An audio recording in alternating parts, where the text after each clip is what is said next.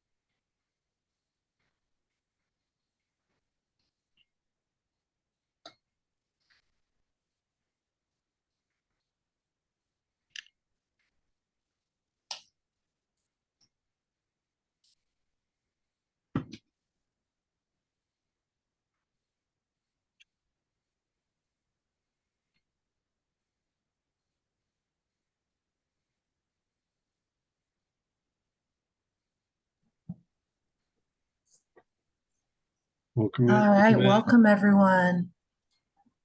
Thank you all for joining us tonight. I see we're joining from Florida, Alberta, Indiana, Seattle. We got everyone here. So we'd love to get started so that we can make sure all of our presenters have the right amount of time allotted for them. So we're just going to begin by showing you a little bit of what the Institute for Common Power is all about. So we've got this amazing video. We won't show you the entire thing. We're just going to give you a piece of it, but we'll also put it in the chat so that you can see it in your own time. But this is us at the Institute, and this is the work that we're doing. And we thank you all for joining us tonight.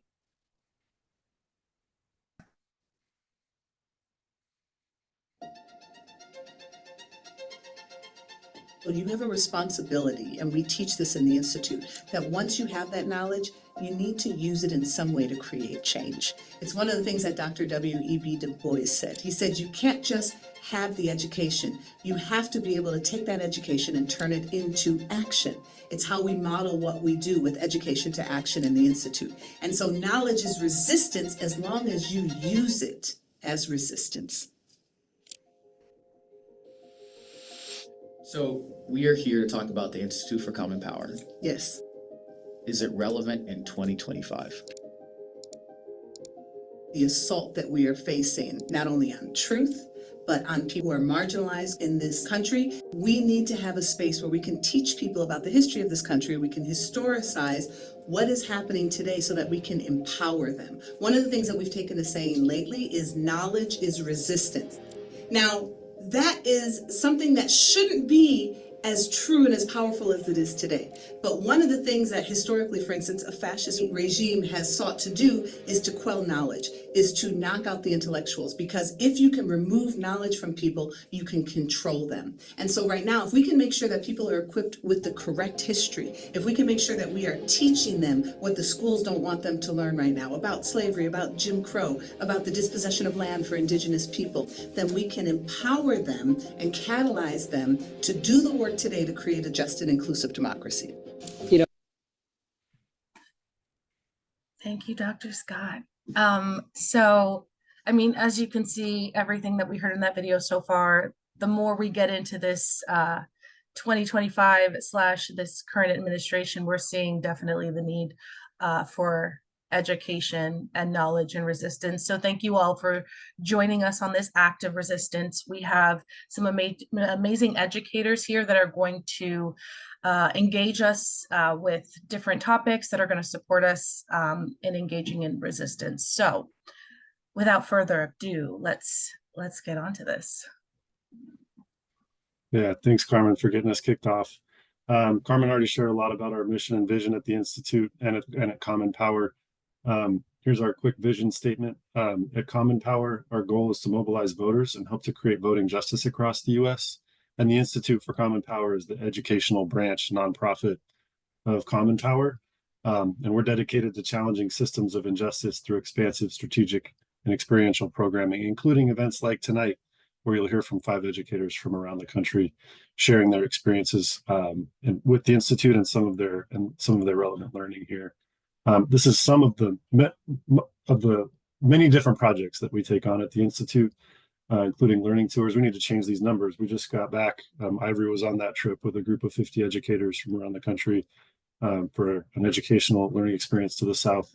But we're excited to share this with you among the many other experiences that we have. Ivory, I think it's you. And then here are a couple of our upcoming events. We have a lecture being put on, 3-part series lecture being put on by Dr. Domke, David, as he likes to be called. This is going to be totally about what's happening right now in terms of the current administration, and with his political expertise giving us insight on what's happening. And then there's a book talk coming up next month, right at the beginning of next month, Without Fear, a book talk with Dr. Keisha Blaine, and that is going to be moderated as a conversation between she and Dr. Scott. So make sure you register for those, check those links in the chat, and then pass them along, right? The way that we can figure out how do we take all the things that we've learned to take those opportunities of learning and pass those along to people and spread the word. So make sure you share those if you can.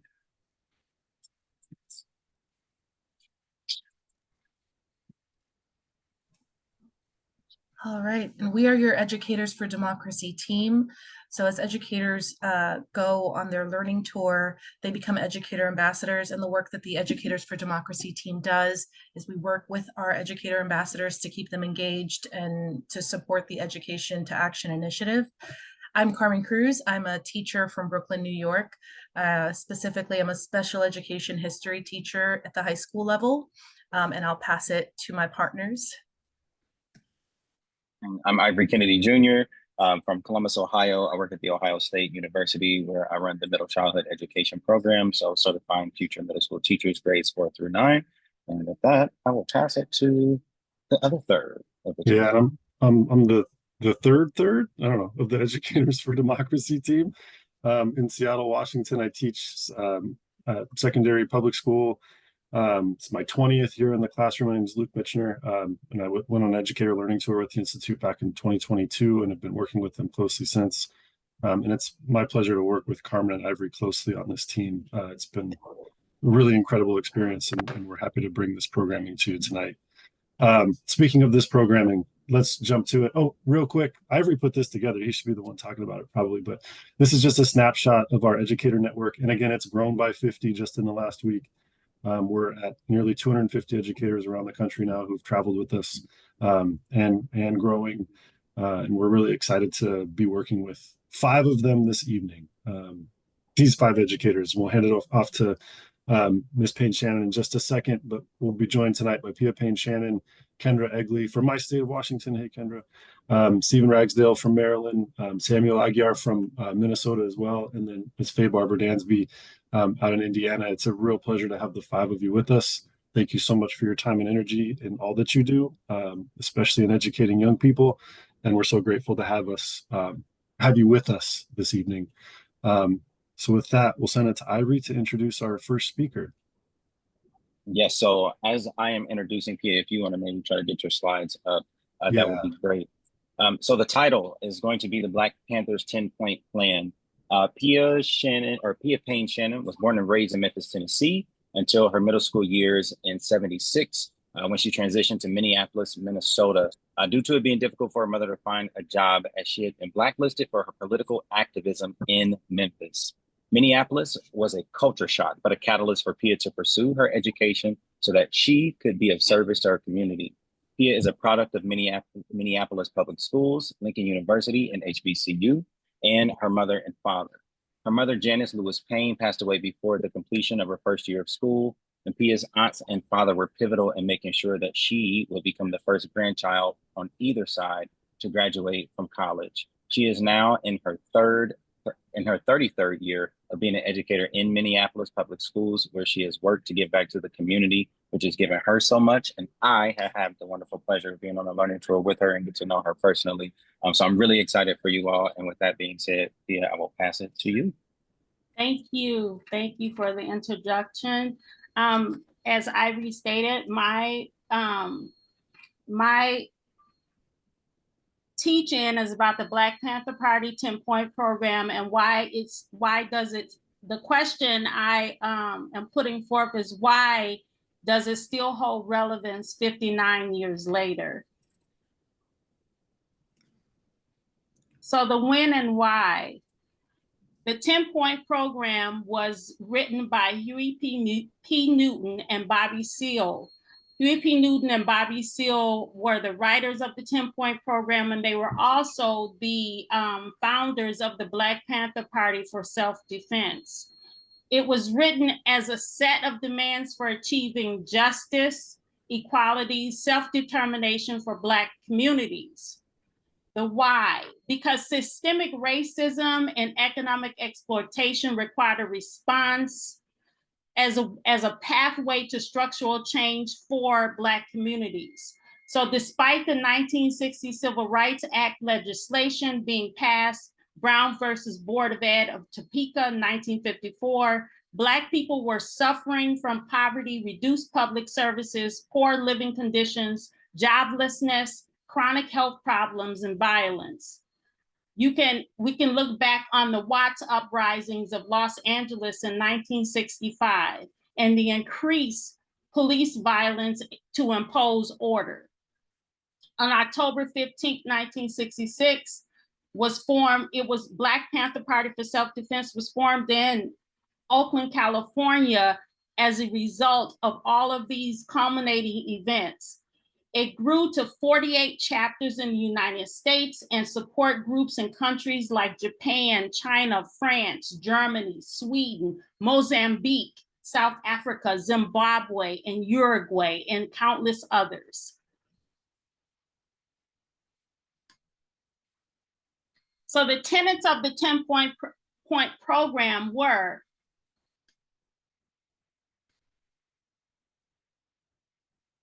I'm sorry, I did something wrong. What did I do wrong? You're all good, Pia. Whatever you just did to get that box away, Okay. you're all good. Okay.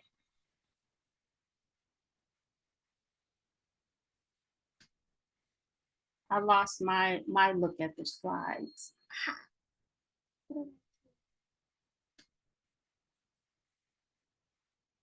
Okay. Can you still see the slides? Yep. Okay. You're on the tenets of the 10-point program right now. Okay, I can't see them, so I'm going to keep going. So the tenets of the 10-point program were, I'm going to pull it up on another device.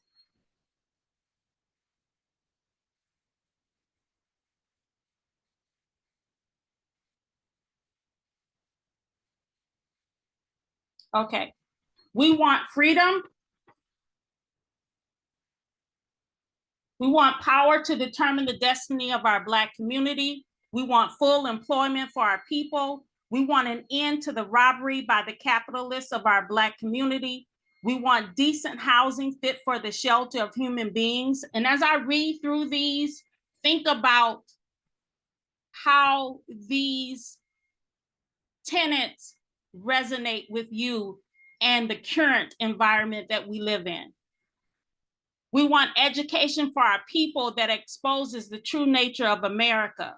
We want all Black men to be exempt from military service.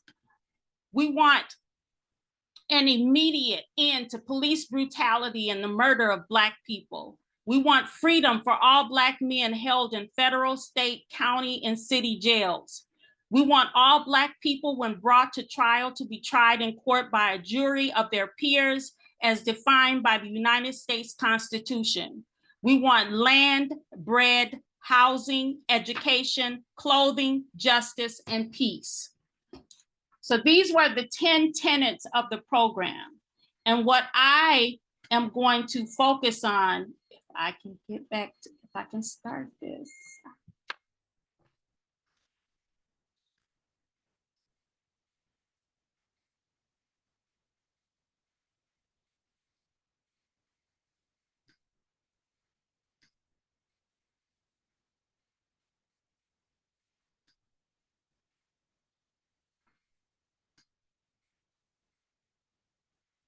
I can't see the slides to start the clip that I have. What did I do wrong? I'm wondering if you're able to hit the escape button and come out of the PowerPoint. That might allow you to pull your screen back. Are you in a Mac or a Windows? On Mac. Can you hit the F3 key? F3.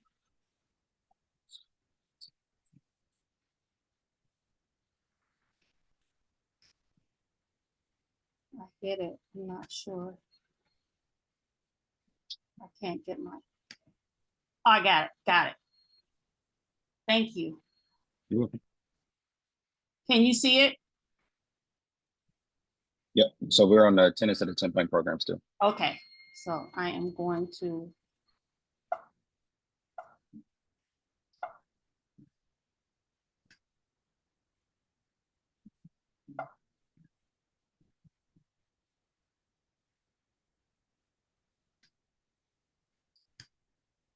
Won't let me change it.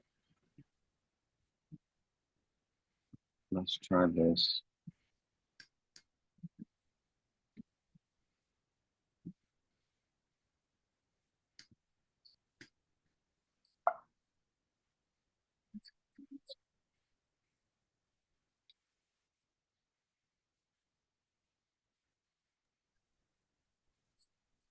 I'm going to try to replace the screen and then have you reshare. Okay. Okay.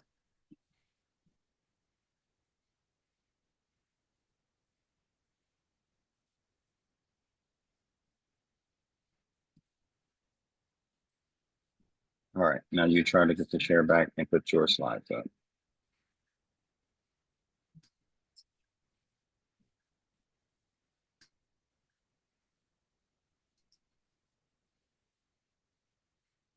Here we go. Now it's working.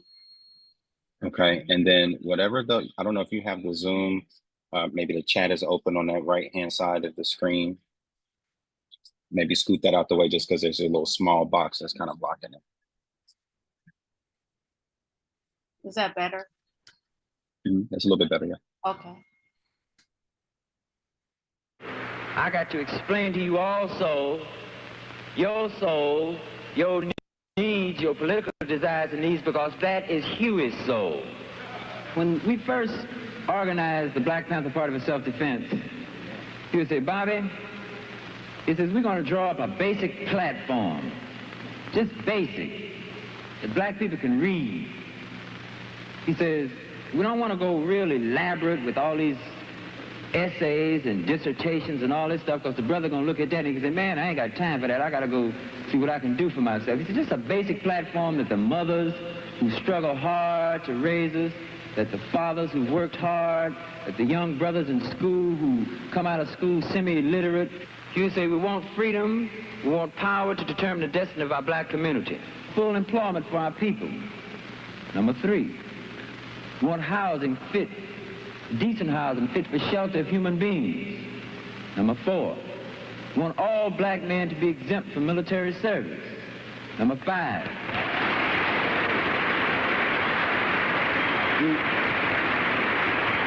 we want decent education for our black people in our community that teaches us the true nature of this decadent racist society, and to teach black people and our young black brothers and sisters their place in the society, because if they don't know their place in society and in the world, they can't relate to anything else. Number 6, we want an end to the robbery by the white racist businessmen of black people and black people in their community.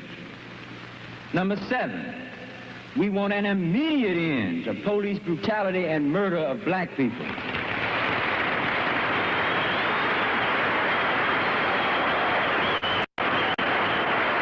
8, we want all black men held in county, state, federal jails and prisons to be released because they have not had a fair trial, because they've been tried by all white juries, and that's just like being tried in Germany being a Jew. Number 8, we want black people, number 9, when brought to trial, to be tried by members of their peers. And a peer being one who comes from the same economic, social, religious, historical, and racial background. If the United States government and the courts and the local courts did this, they would have to choose black people from the black community to sit up on the jury. They'd have to choose some of them mothers who've been working 20 years in Miss Ann's kitchen scrubbing floors like my mother done done. They have to choose some of them hard-working fathers. They have to choose some of those brothers who stand on the block out there wondering where they're going to get a gig. They're going to have to choose these black people. And number 10, he would say, let's just summarize it. We want housing, we want clothing, we want education, we want justice, and we want peace. This is the basic platform. In case you never knew it or not, of all the things that you've heard in the press, of all the derogatory statements that's been made in the press about Brother Huey P. Newton and I, of all these derogatory statements to guide you away from seeing this basic platform that Huey was talking about for his own people. We have to learn to look through the white press. We have to learn to see what's going on. Now, out of this platform, Huey P. Newton realized that it was necessary for us to start working on these points, these 10 points, practically. Remember number 7? We want an immediate end to police brutality and murder of black people. This is very, very important. And here, whether you know it or not, is where you start dealing with the black revolution. When Huey says every black man put a shotgun in your home, and once we let the man know, say, look, we armed from block to block, and we're going to patrol you from our windows. And we're not going to have you brutalizing none of our people in the streets. I'm going to stop it right there because I wanted you to hear it from the perspective of one of the writers. I'm going to move on to the rest. So what was the impact of that program? What was the impact of the 10-point program? And my contention is that the Black Panther Party's 10-point program is as relevant now as it was back then. And I will focus on housing, healthcare, education, and police brutality. Those are the 4 tenets that I will focus on. So the impact of the 10-point program was the Black Panther Party was able to establish a free breakfast program for children that served over thousands and thousands of children. They were also able to establish a free food program where over thousands and thousands of bags of groceries were given out to the community to help with a lack of food resources. They were also able to start an education program where the younger cubs of the Black Panther Party, where I was one and my siblings was one, because my mother, Janice Payne Lewis, was the chairman of the Black Panther Party in Memphis, Tennessee, and we participated in all of these activities. So they were able to start an education program. We had Saturday school, and it helped increase the literacy of all of the Black Panther cubs that attended that Saturday school. And we were taught about our history as well. When the schools weren't teaching us about our history, we were learning it at home. They also started a free health clinics in the Black communities because healthcare was scarce. So free healthcare was started, and specifically one of the main drives of the Black Panther Party was the sickle cell anemia drive, because it was finding that there was no research done on sickle cell anemia, which was found that in the Black community, mostly Black people were suffering from this disease.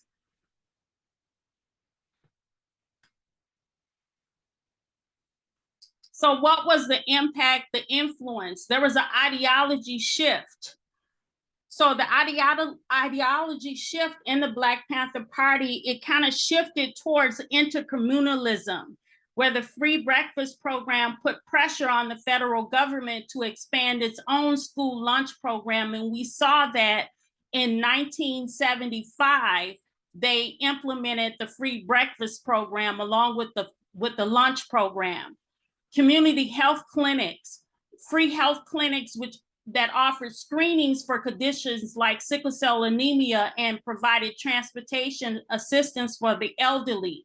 Now we see community health clinics located in our communities.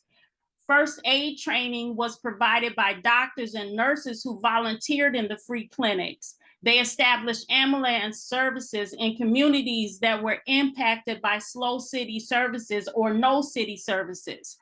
Education, as I stated before, was provided to children with the true education of their history and increased literacy of children and adults. So why is it still relevant? So taking the 4 areas of the program, housing, there's 6.8 million more, we need 6.8 million more affordable housing units. There are 580,000 people who are experiencing homelessness at one given time. 70% of all extremely low-income families pay more than half their income or rent, which leaves a gap in food, utilities, and clothing needs. Only 1 in 4 extremely low-income families who need assistance actually receive it.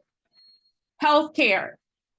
Largest disparities in the United States are amongst racial and ethnic minorities in the Black and American Indian, Alaska Native populations. There's a lower life expectancy, higher infant and pregnancy-related mortality, and higher rates of chronic conditions like hypertension, diabetes, cancer. HIV/AIDS impacts at a higher rate Black and Latino communities. Mental health. The lack of mental health resources impacts Black, Asian, and Latino communities. Socioeconomically, healthcare access and quality, systemic racism and discrimination, geographic location determinant. In Southern rural communities, there's a lack of access to adequate healthcare resources still. Socially, having affordable, healthy foods in urban areas, safe areas for physical activity, and reliable health insurance is still a problem. Education. Schools with 90% or more students of color spend $733 less on education than schools with white majority populations. Property tax-based funding of public education has created a gap in funding because schools in low-income areas have a lower tax base than schools located in upper middle-class, wealthy property tax-based neighborhoods. Black, Latino, and Native American students continue to have low graduation rates. Black and Latino grads earn less after college. Low-income students have lower college enrollment.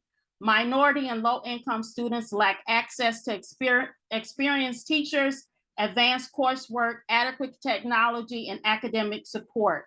So there's unequal funding and resources, residential segregation, poverty, implicit bias and systemic racism, lack of language resources. Police brutality, the Black Panther Party, and I quote, tilled the ground and made it fertile for activism against police brutality, mass incarceration, generational poverty, and racial wealth gaps. BLM is an example of an organization that used the party as a model to draw from. The historical relevance of the 10-point program, it is as relevant now as it was 65 years ago. We see a regression of investment in affordable housing, healthcare, and education. And we are currently witnessing the militarization of urban cities with large concentrations of Black and Brown citizens. So I ask, do you see what I see?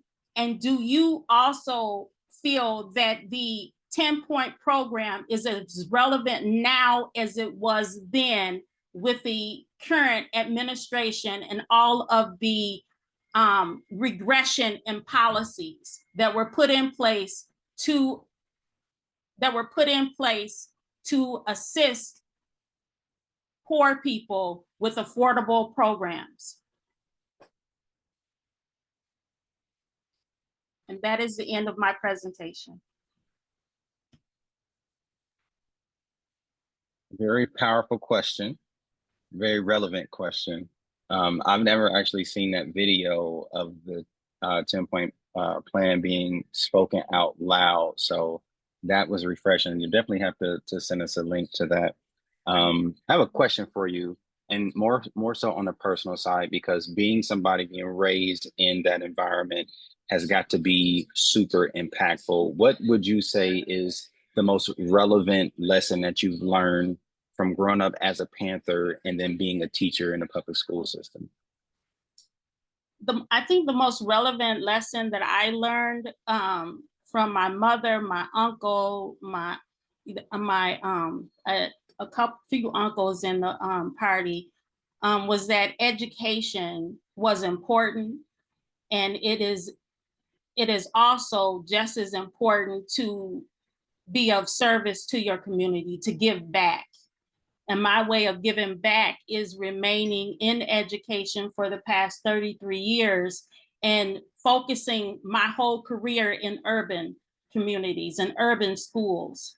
So that has been my, the biggest impact, and what I can say I feel like I stand on the shoulders of my mother and those who taught us in the Panther Party. I feel like I stand on their shoulders, and if I'm not giving back to my community, then I'm not doing anything to help progress.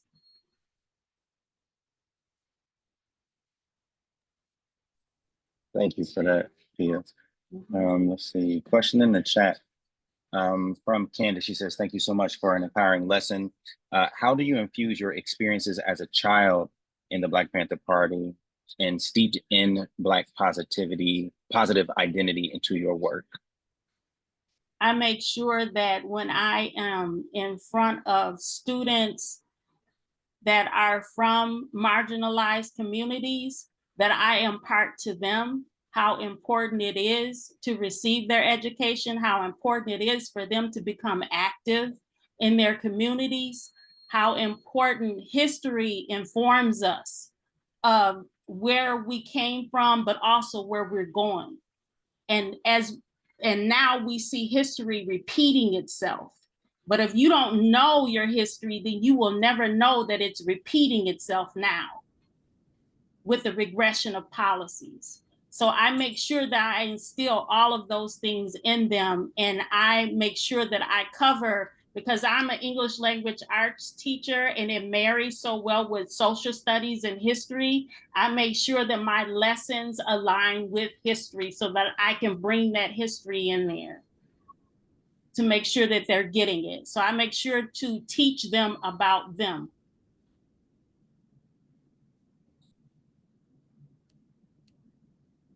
And Candace, follow that up by saying thank you for people building that you do each day. And I echo that. That's beautiful. You're welcome. Thank you.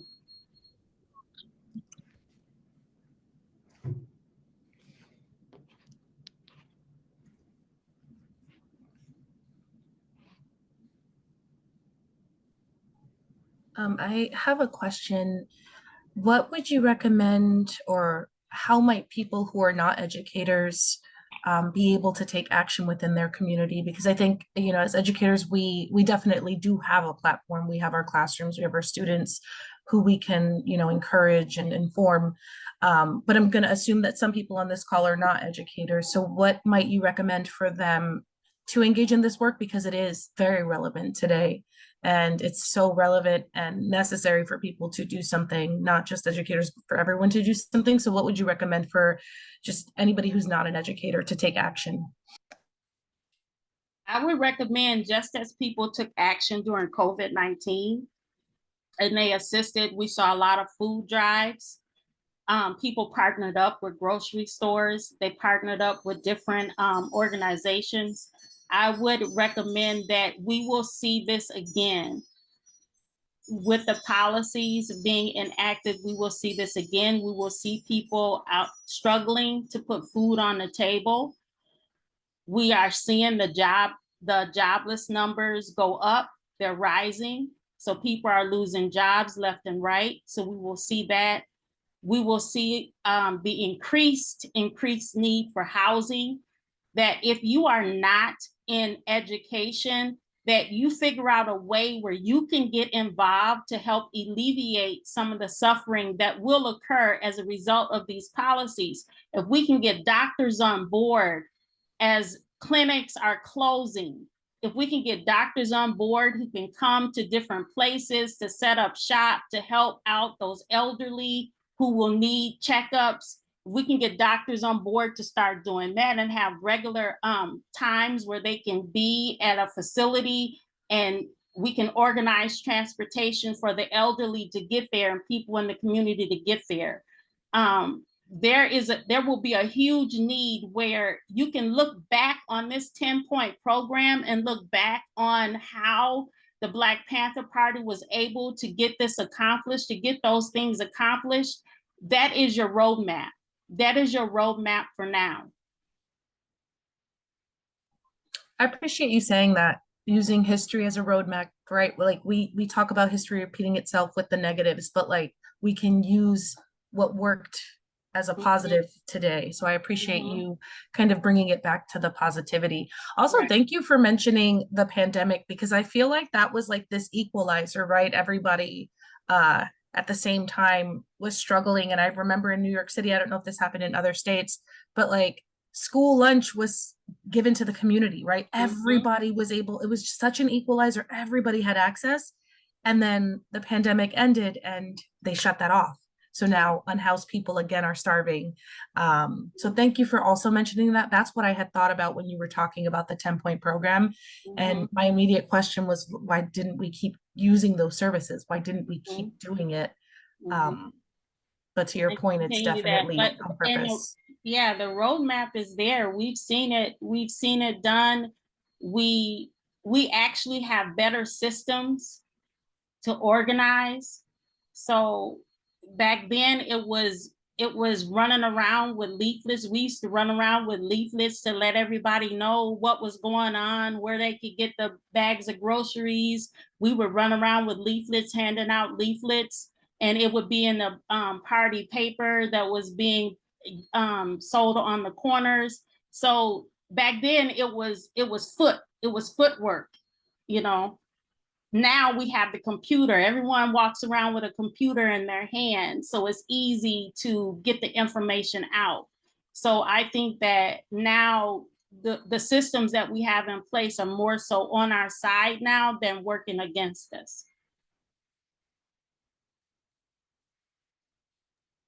That's super solid, Pia. I feel inspired. Make sure you check out the chat. People were giving you your flowers just so that you can, read through the kind things that people were saying. But I appreciate you sharing your lecture tonight for sure. Thank you for inviting me. Thank you. Yeah, thanks for being with us. And folks, just real quick here, I want to acknowledge something. There's, I see a hand raised in the participants list. We're going to keep participation from the audience to the chat tonight, or to the Q&A. And that's really out of a necessity. Like a number of our events have been Zoom bombed, have been trolled and attacked by folks trying to silence us and shut us down, and we don't let them shut us down. We keep working, but one of the ways that we can protect this space is by having participants just in the chat to ask questions. So with respect, I see Miss Lori Brown's hand is up. If there's something you'd like to ask, we'll just ask folks to keep it to the chat tonight, just to try to preserve the integrity of the space. So we appreciate your patience with that. Thank you, everybody.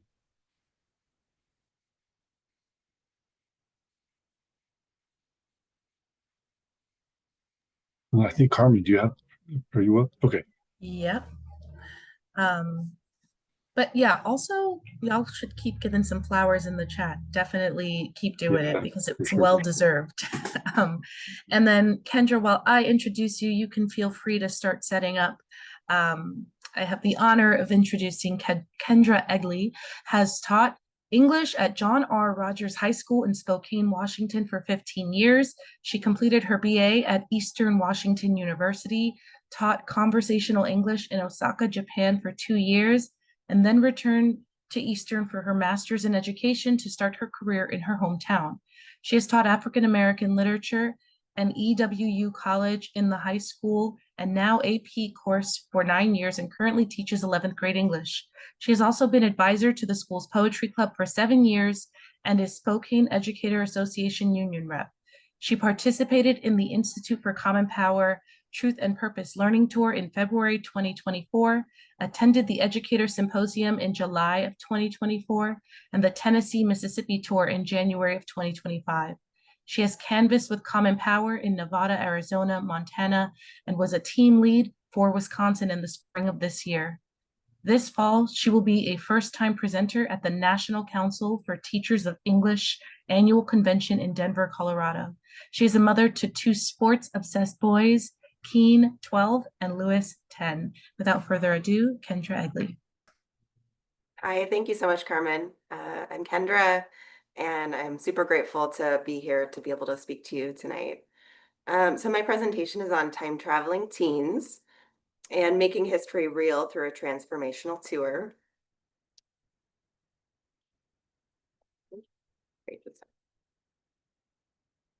So after I came back from my first Truth and Purpose learning tour with Common Power, I really wanted to be able to share that experience with my students, and I wanted my students to have a learning tour for the same reason that I needed it.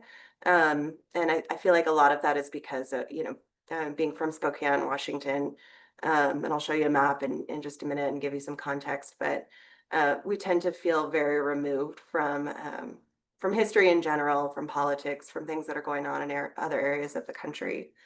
And so we need to narrow the gap, and so we can really feel what's happening and what has happened in the past and be a part of it, because we are a part of it. So my overall question here is, how can educators bring movement history to high school students who feel like the 1960s is ancient history, and also for students who maybe feel geographically distant from the history? So my thoughts are that we can narrow the distance by learning more detail about local movement heroes, which sometimes we have to dig a little bit deeper on because it's not in the history books. We have to look at some local resources, physically going to the spaces where history happened, and learning the concept of sacred spaces. And then as teachers, we can prompt students to see that they are part of something bigger than themselves.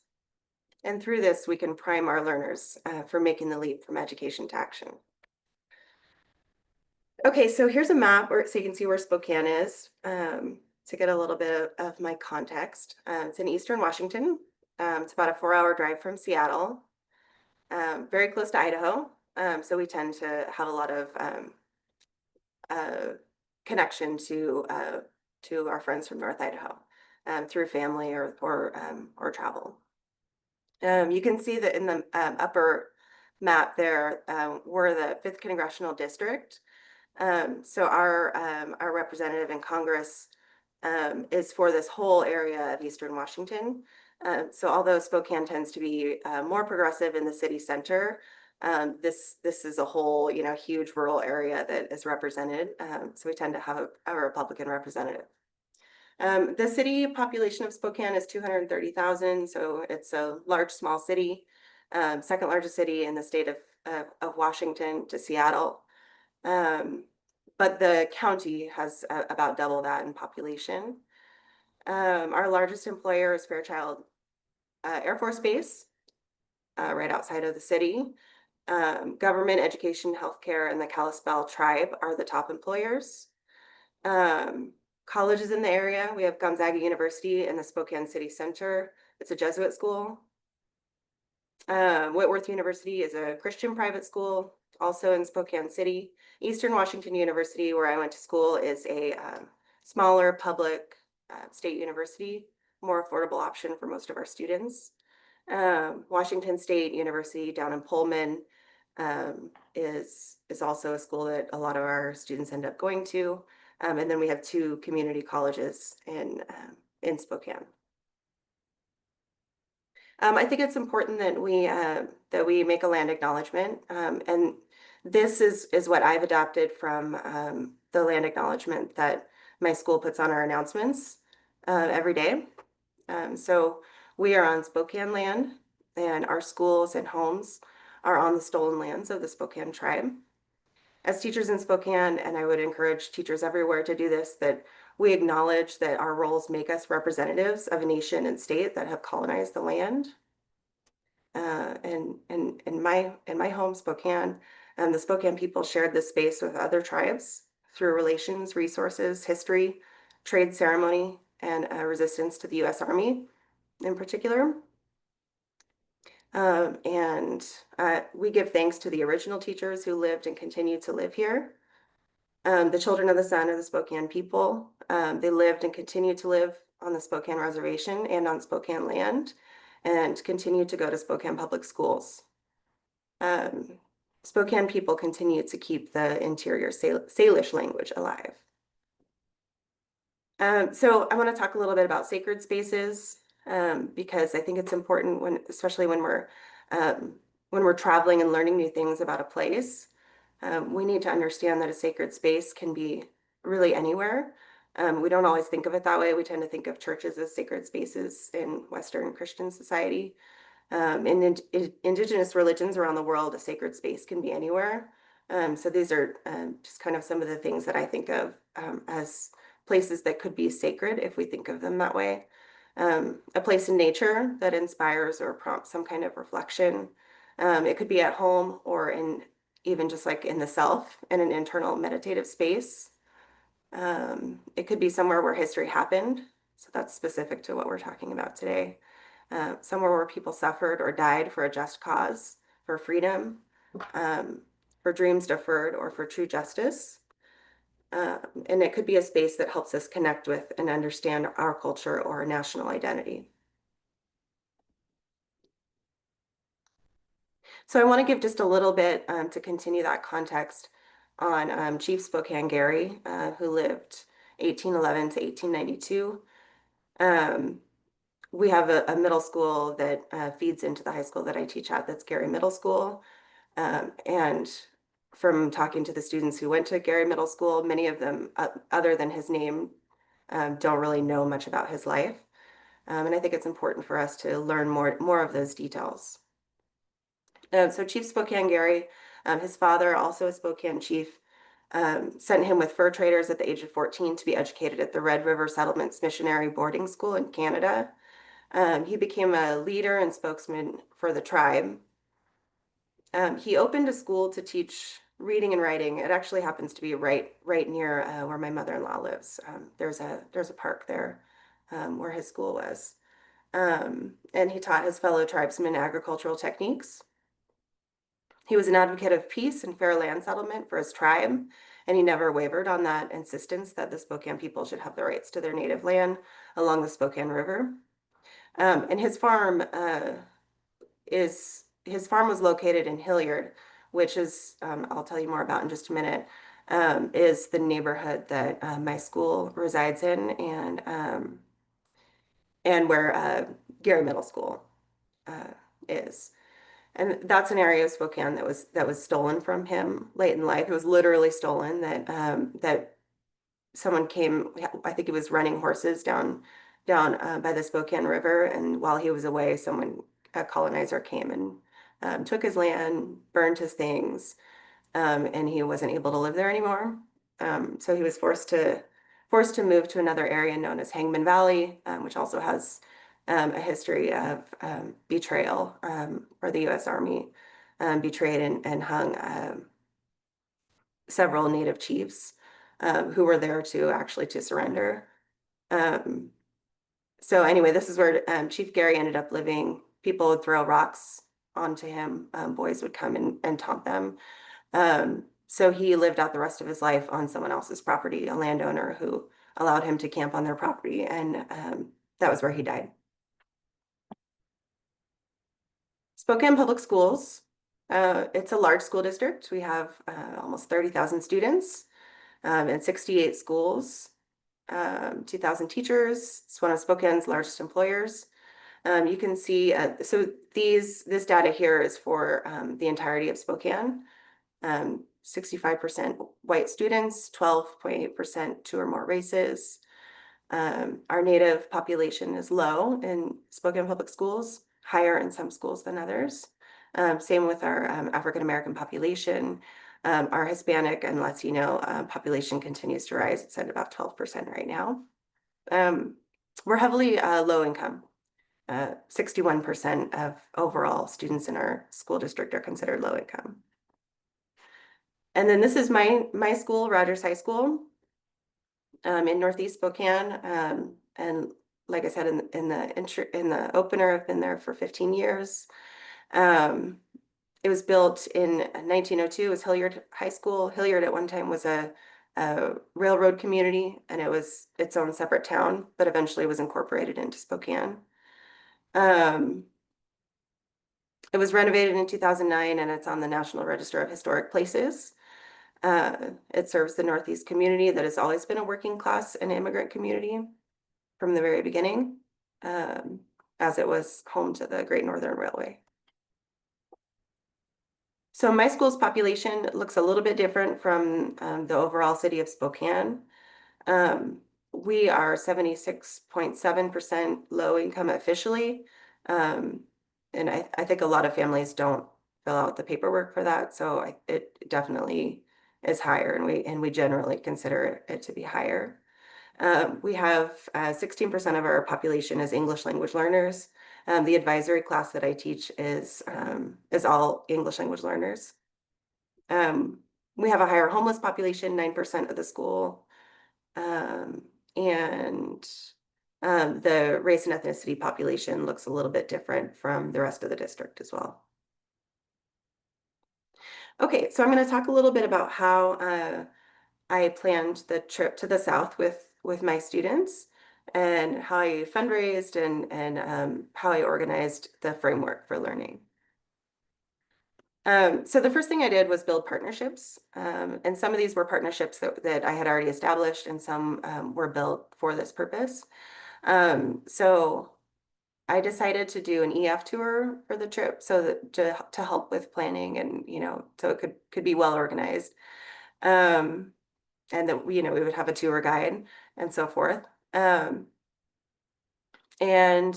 because so many of my students are low income, I knew that I was going to have a hard time recruiting students to be able to do this trip without some kind of funding. So I met with my principal. I partnered with the college and career counselor at my school. She was a big help and connected me with a grant organization called the Smith Barbieri Progressive Fund.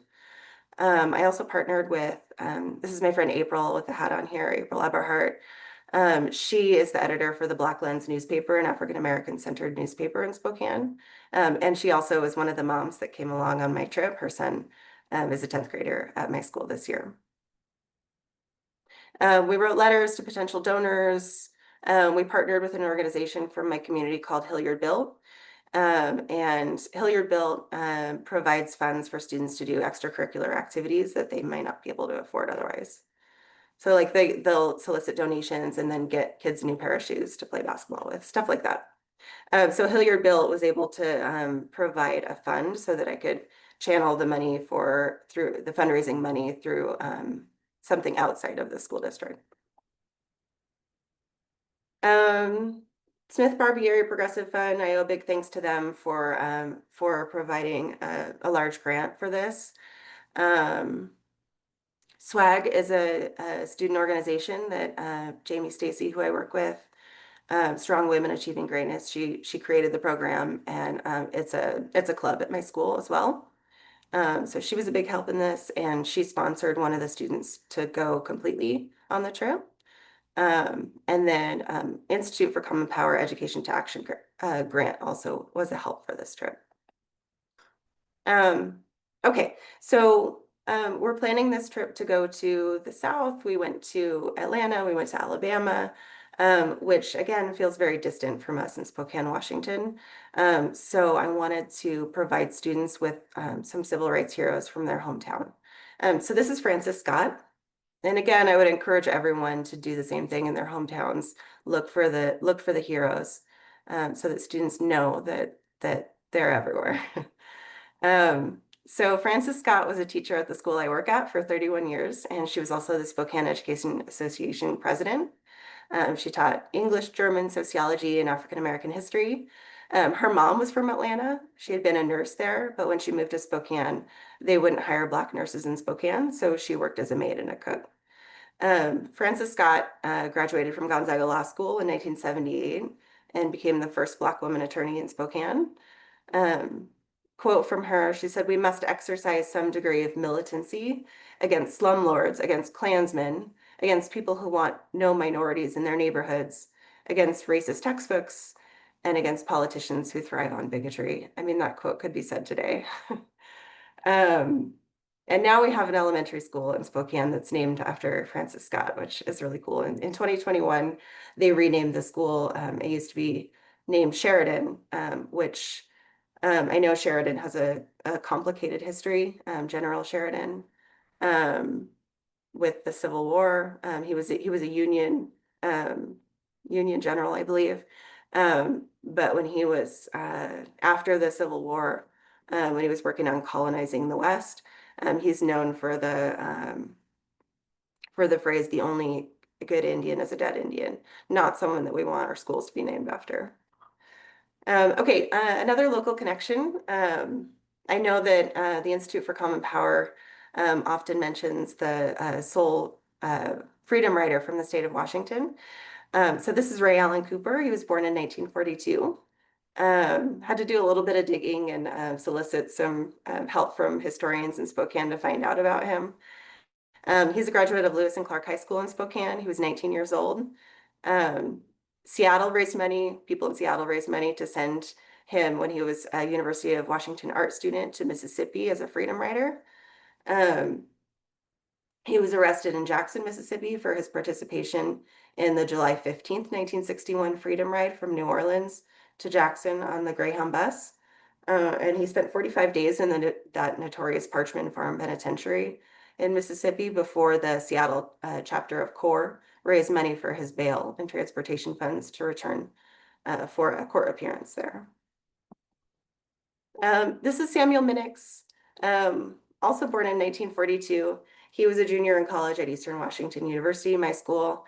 And he joined in with other college students in Spokane, mostly white, marching in front of Spokane's courthouse to show support for the march from Selma to Montgomery. He was an Olympic boxer in 1964. In a 2001 interview, he warned that young people don't realize that freedom comes at a high price, and if you don't pay that price, freedoms will be eroded. He says you have to see where you've been to know where you're going. And he says we have to free everybody. He lives today in Tacoma, Washington. Okay, this is my favorite because I have a legendary neighbor. Across the street from me lives Mike Koblik. He's the tall man on the left here. He looks very much like that today, but his hair is white. And he's just the kindest person.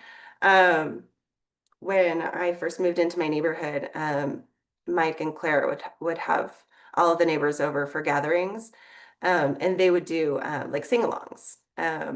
And I learned a little bit later that he was a part of a group called the Chad Mitchell Trio, and Chad Mitchell actually lives down the street from us too.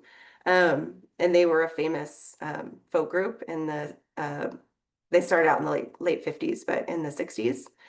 And then when I started to learn more about civil rights history, their name came up when I was reading about the Selma to Montgomery March and the Stars for Freedom rally. So that was really exciting to learn about that and then to be able to ask him more questions about their history.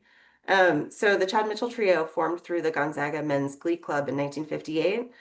They went to New York and auditioned at a nightclub, and they were told that they needed some new material because they were doing mostly covers. So they came back home to Spokane and started writing some new stuff. They started to write more political songs and do satire. That was their style.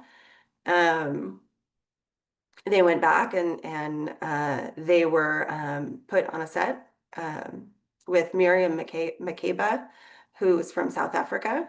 And she was actually the future wife of Stokely Carmichael. And Miriam happened to be a protege of Harry Belafonte. So he would come to see her perform and had to sit through the Chad Mitchell Trio. And he liked what he heard. So he invited them to perform with him. He gave him a recording contract. He released their record. He had them play with him at his famous Belafonte Returns to Carnegie Hall concert. So they're on the record for that. And he invited them to the Montgomery rally, the Stars for Freedom rally. The Chad Mitchell Trio performed there. Mike says he remembers an announcement at the airport when they arrived, referring to them as outside agitators. He remembers the street signs were covered by paper. I thought that was an interesting detail, so that outsiders couldn't find their way around. He said that the crowd at the rally was incredible, that people just had such a sense of emotion and inspired motivation, both by being at the end of that march and also by the music and by the words of Dr. King. The trio were anti-war, they were anti-segregation, they were pro-Martin Luther King. They were famous for their songs that satirized the John Birch Society and the KKK. So they got a little bit famous and then eventually came back and settled in Spokane. Mike went on to run the Spokane Opera House, which is a music venue in our downtown for a 28-year career, and booked their acts. He shared this with me, and I'd like to read it. I'm kind of wondering how I'm doing on time, but this was the letter that Martin Luther King sent him after the Stars for Freedom rally. He says, "Dear Mr. Koblich, the march from Selma to Montgomery was 50 miles. It was a long walk, but it is a symbol that those who have suffered deprivation and brutality can make their voices heard, and that freedom will one day be not a cry in the dark, but a living, breathing proclamation that we have overcome, and that a whole nation has turned to a new course. My good friend Harry Belafonte told me of the difficulty you had in rearranging your schedule so that you could perform at the rally. I speak for myself and for the courageous 300 marchers and all the other people who came to St. Jude's to be spurred on to those final miles to the Capitol in Montgomery. Your talent and goodwill were not only heard by those thousands of ears, but were felt in those thousands of hearts. And I give my deepest thanks and appreciation to you. With warmest wishes, Martin Luther King Jr." Okay, one last Spokane civil rights hero, Karl Maxey. He's really known as the civil rights hero of Spokane. He lived from 1924 to 1997. He was Spokane's first prominent Black attorney. He was born in Tacoma to a young mother and was adopted by a Spokane couple. The couple that adopted him were also Black, so he, as a child, he had Black parents. But he was orphaned again in 1930. Times were tough at that time, and they were forced to send him to the Spokane Children's Home. The Spokane Children's Home sounds like it was a terrible place. Kids were abused there. The food was terrible, just overall bad conditions. And eventually they excluded quote unquote colored children, as they said. And he and his friend they actually moved to the jail and lived out of the jail. And they would like sleep there and then leave for school, come back and sleep at the jail. That was their home for a short time. And then they ended up at a Jesuit Indian boarding school, which, you know, is as terrible as so much of the Indian boarding school history is. Karl Maxey actually had what he considers to be a life-changing experience. The priest there was actually someone with goodwill, and helped him get into Gonzaga University, where he became a NCAA boxing champion. So he became a civil rights lawyer. He defended Black rights in every realm, to be able to get a haircut, teach in public schools, join any social club, buy a house in any neighborhood. He also went down for Freedom Summer to Mississippi, where he gave people legal support, along with two other white lawyers from Spokane.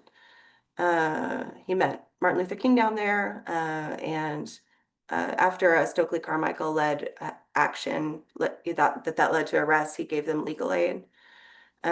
Later, he defended the Seattle 7 anti-Vietnam War protesters, when most lawyers did not want to do that at that time. He ran for the U.S. Senate on an anti-war platform, He was nominated for the Washington State Supreme Court, but didn't ever get any of those higher up positions. He was loved by many for being a true fighter and resented by others for upsetting the status quo. All right, so I'm going to move on and talk a little bit about the itinerary for our travels and how I prompted students along the way to write about their experiences. So this is my group. And on the first day down there, it was pretty much just a travel day. And it was hard because they didn't know each other yet, and I really didn't know any of them very well yet, because I recruited 9th and 10th graders to go on this trip, and I teach juniors and seniors. So only one of them had been in my class before we went on this trip together. And now about half the students are in my class this year.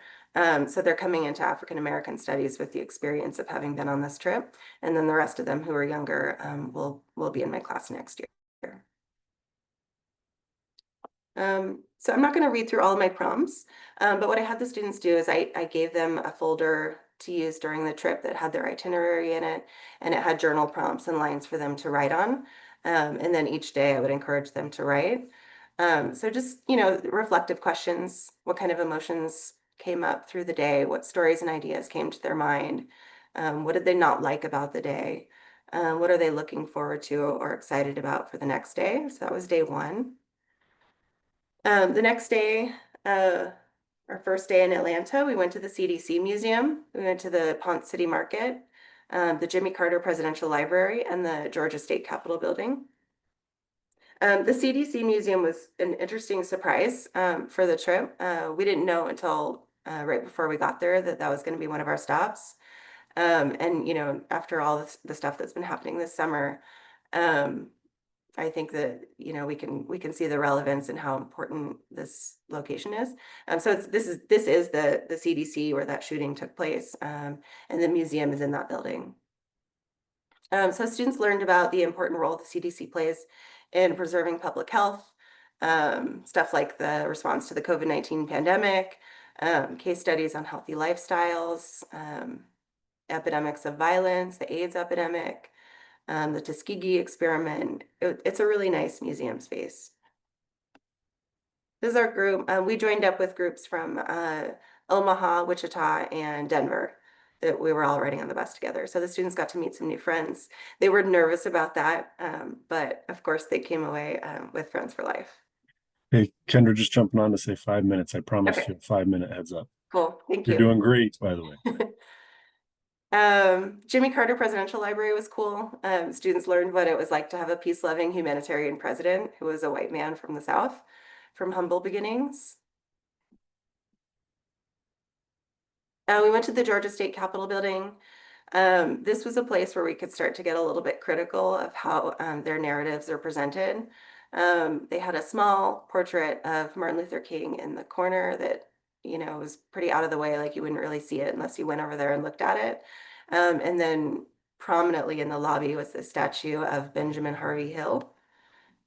So we looked a little closer to see what it said, who he was. He was a senator of the Confederate States, a U.S. congressperson and U.S. senator after the Civil War. So the students were shocked to see that they were commemorating a Confederate this way, and that the placard, puts them in such a positive light. They said that this was in commemoration of devoted patriotism, that at all times he was the champion of human liberty. That was the one that the students just couldn't believe that they would say that. So that was a good lesson for the students in how those narratives have carried forward. And then again, each day I gave them new and different prompts that were related to where we were at in the trip so that they could kind of like build their depth of thinking and reflection. The next day we went to the High Art Museum in Atlanta. We went to the Apex African American Museum, the Municipal Market, Ebenezer Baptist Church, and the King Center for Nonviolence. At the High Art Museum, students were able to engage with art by African American artists. The Apex Museum is an immersive museum dedicated to African American history, beginning with ancient African empires. And the guide there was awesome. She was in her early 20s, and she is basically an oral historian for the museum. And she was really good at getting the students involved in the learning and having them read things out loud.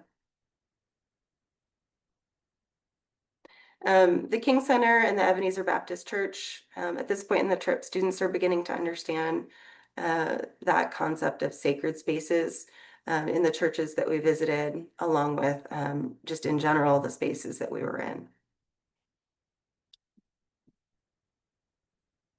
The next day we went to the Tuskegee Airmen National Historic Site, the legacy sites in Montgomery, Dexter Avenue Church, and Dreamland Barbecue for dinner. So the Tuskegee Airmen National Historic Site, students learned about the Tuskegee Airmen as heroes and about the hate that they dealt with in the face of fighting for their rights at home. And I know many of you have been to the legacy site, so you know how emotional and powerful these sites are. I think the students really appreciated the sculpture garden and learning through the visual and emotional approach, the brutality of slavery. It was also amazing for some of the students to be able to find their family name on the wall at that sculpture garden.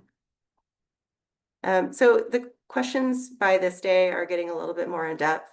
I'm asking them to write about the most powerful or memorable things they saw, some of the themes that they noticed in the exhibits, visuals and details from the day, things that surprised them or made them uncomfortable, something that they've never learned about before.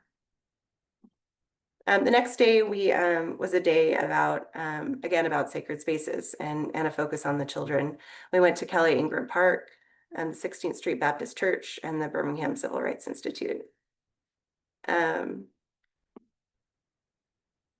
And again, thinking about the sacred space here and the focus on the children, I took this photo of 4 of the girls who were standing on the other side of this statue of the 4 little girls who were killed in the bombing of the church. And that was, for me, that was a powerful moment, just to see these girls and think about, you know, where they're at in their lives and how they're just, you know, a little bit older than the girls who were killed. Just kind of like brought it home for me. The Birmingham Civil Rights Institute had a lot of visual and interactive exhibits for the students. And by this day, again, students are reflecting on details that they don't want to forget, and how they can learn from people in the movement. I also wanted them to reflect on some of the patterns of what people experienced historically and what they're seeing today. The last day, this was our travel day home, but we were able to go to the Oakland Cemetery, which was a segregated cemetery in Atlanta. That was really interesting for the students. They had a great tour guide there and learned a lot. We also went to the Atlanta History Center, which was a new location for me, that has this huge panoramic painting, and they do kind of like an interactive video that goes along with the painting that tells about the narrative history of it. It was done 22 years after the end of the Civil War, and it was actually painted in Milwaukee. And they originally, it's interesting because it's about the narrative more than the Civil War itself. It was meant to depict the Battle of Atlanta from a Northern perspective, as a heroic Union victory to appeal to Northern audiences. And then when it was relocated to Atlanta, they made some changes to it, and they advertised it as a Confederate victory to appeal to the Southern audience. And then some of those changes were reversed in the 1930s.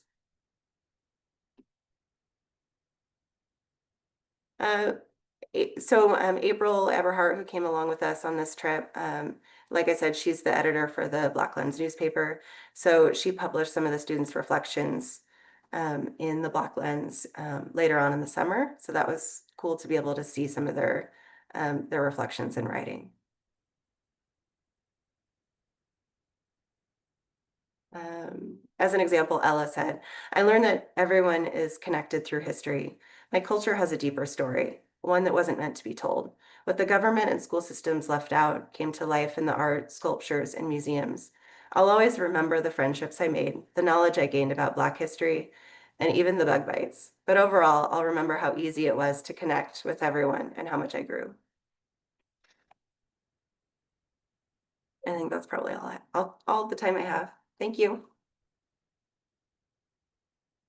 Kendra is awesome. Thank you so much. Just as a quick follow-up, I had the opportunity to travel with students too, and I'm just curious, after you've been to those spaces with other teachers and, as an adult traveling in that space with other grown-ups, what are some of the differences you notice in traveling to those spaces with students? I mean, we hear in education that this is too hard for students to handle. It's too much, right? It's too heavy. It's white children are going to feel guilty. There's all of these layers that get thrown on us because children are going to these spaces. But what was your experience with them there? Yeah, I mean, it's different traveling with teenagers. I mean, I was like, I had to be hyper aware, and I felt like I felt so responsible for them. And it didn't end. It was like overnight. I was like worried about whether they were feeling safe, feeling comfortable. So that's my perspective. But also I was so impressed by their maturity and how they were able to handle everything. They were able to navigate from being in a museum and being, listening to something so serious and difficult to hear, to then, having some reflection, moving outside of that space, and then being able to just like have fun with their friends, and they just were able to navigate that transition better than I would have imagined. Yeah, awesome. How about we'll end with this. If we've got some other educators on the call, if you've got a piece of advice for people thinking about trying a project like this, what's like the key, you think, to pulling this off successfully? The structure. I mean, it was really nice to have the EF tours for that structure of the tour, but also then on my end, having everything organized and laid out for the students, having those prompts for them prepared ahead of time, and especially since I hadn't taught the students before, giving them some resources for learning ahead of time, and opportunities to gather informally ahead of time to get to know each other a little bit, and then of course partnerships for funding. Yeah, amazing. So thanks again for being with us. I hope you get a chance to check the chat too, for your flowers. You're doing incredible work. I know, as a fellow Washingtonian, I have a bit of the context of Spokane, and just really think that to be doing the work you're doing and in that space especially is really powerful. So good on you, and thanks for coming on tonight to share some of that story with us. Yeah, we really appreciate you. Thank you, Kendra. Also, shout out to Kendra, who I know does a ton of field work for CP. That's amazing. So it's part of our education to action, like a living example of it. So we appreciate that you're doing a ton of field work on behalf of CP as well. That's super cool. All right. I'd love to introduce you to our next speaker.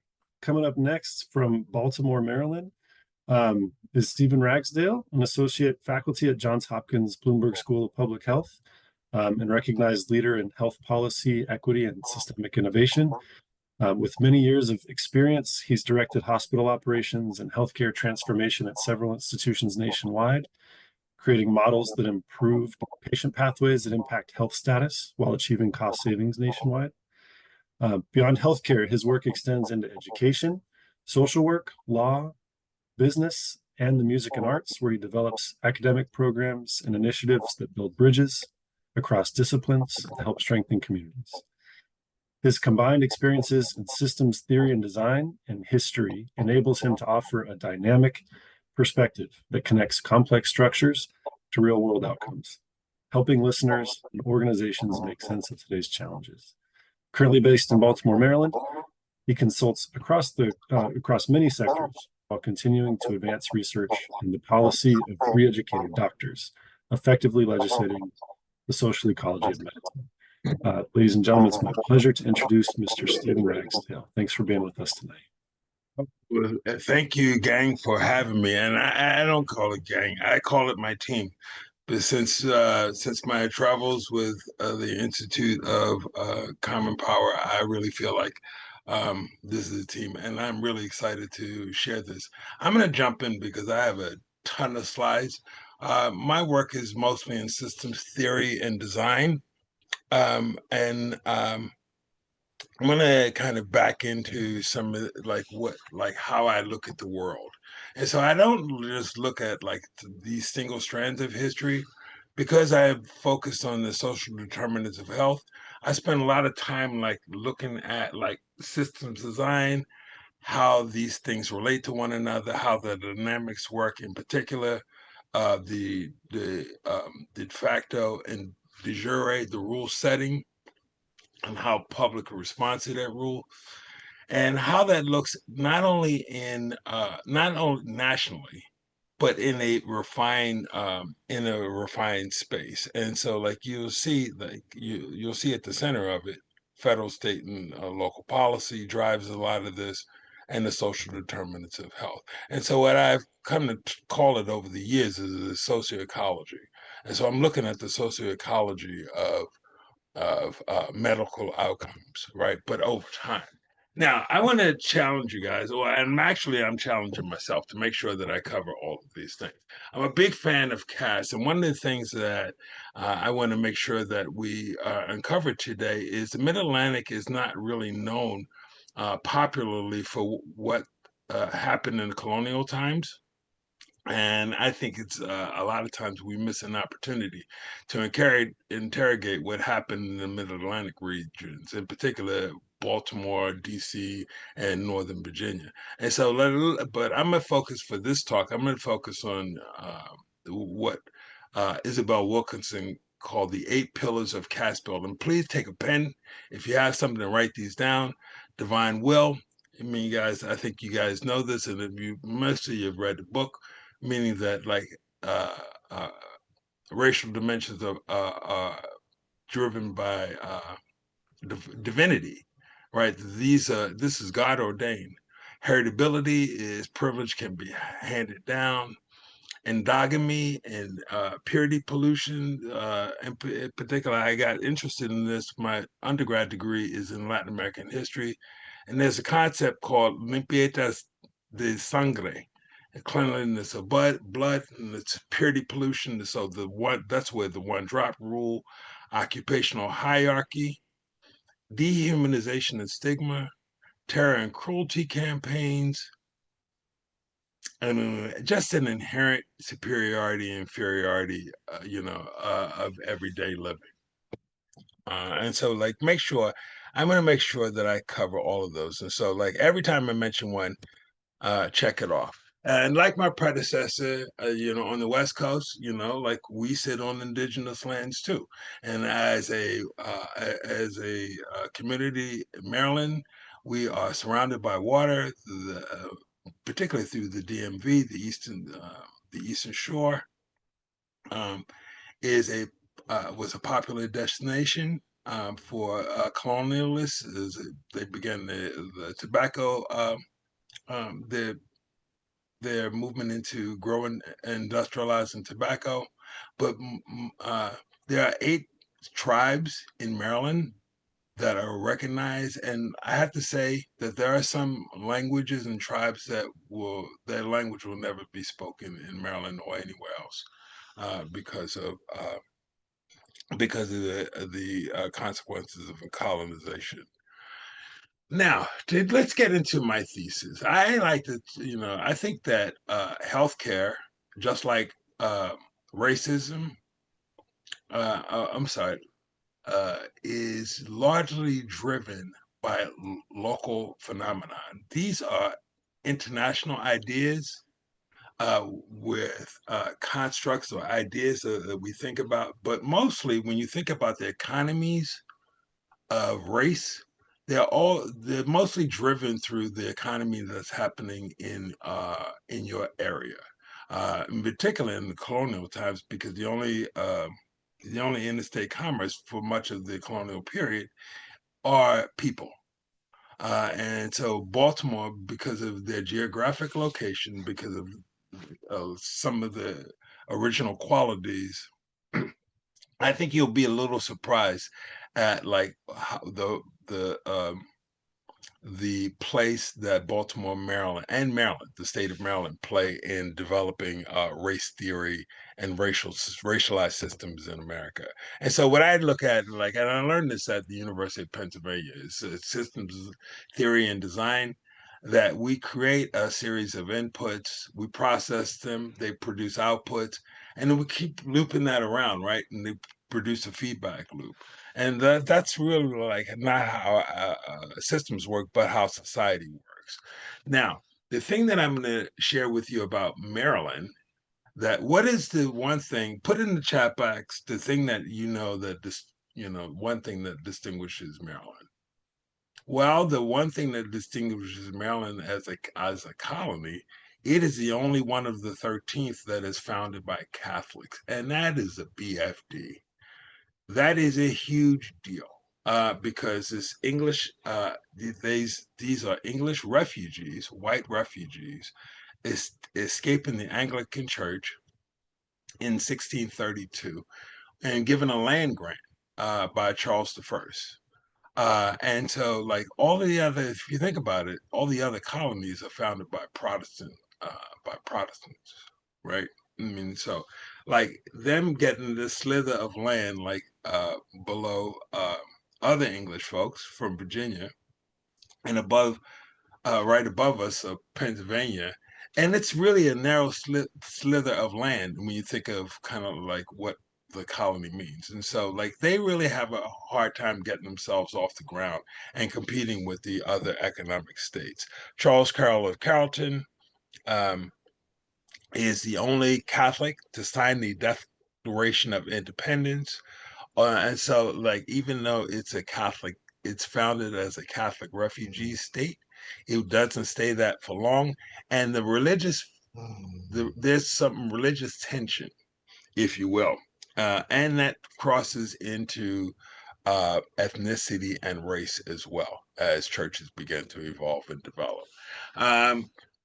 So the reason I talk about this because like what I found is I tell people that I used to be a hospital administrator. I'm a hospital administrator in recovery, right? But like for what I learned in developing hospital systems in this region, that Baltimore didn't just reflect um, a lot of positive system, it refined and exported racialized systems that shaped the social determinants of health today. Neighborhood segregation, we started here. We were some of the first housing segregation. We wrote the first housing segregation laws in the country, but that's for another talk. Industrial labor stratification happens long before the 19th century. Charity-based health systems are the way, like, a phenomenon that literally evolved out of religious charity organizations in and around industrialized medical systems that is evolving in the 1800s. And again, medical racism and eugenics. The library that I go to at my school is named after William Welch. The father researched medicine, and his name appeared on the International Eugenics letterhead and the U.S. Eugenics letterhead. So a lot of the day's clinical disparities aren't accidental. They are legacy. They are a legacy of outcomes engineered by systems that we particularly put in place in my town in order and fabricated in order to affect the rest of the world. I'm sorry, the rest of the country. We start out. The country is founded. I mean, our state is founded in 1633. And we start out with exclusionary doctrine. By the turn of the 20th century, we are writing segregation ordinances. We are beginning to craft laws, right? But like in those laws from the 1600s all the way to today, what you can see is a steady trend of inputs that have produced a 20-year life expectancy age gap. I'm talking about in neighborhoods that are literally across the street from one another. You can cross Northern Parkway in Baltimore City, and the life expectancy from a Jewish population to a Black population drops by about 15 years. Uh, Children, I still attend. I've attended funerals of children who died from asthma in my town. It's still a big deal. And so, like, I try to follow this trend through a colleague from my wife's school, Eddie Glaude, and Dr. Cornell West. Well, I began to have conversations with this about 15 years ago about the value gap that this is producing. And essentially, what they said is we live in a country that's founded on value gaps. And what it does is it animates not only our social arrangements, but our political practice, our economic realities, and like creates material conditions. And so, like today, you see people are upside down, particularly in your locality, upside down in all the data. Those trends are not accidental. Those trends can be mapped all the way back to the founding of the country, in particular if you're looking at your locality. So in Baltimore, Maryland, we began like, so I'm gonna start like on the Eastern Shore. Before Baltimore City is not established until 1728, but the first people to arrive in Maryland shores is in 1633. It's the Ark and the Dove, and there are Jesuits. It's like a couple hundred Jesuits, but there are free Black people on that boat who are indentured service.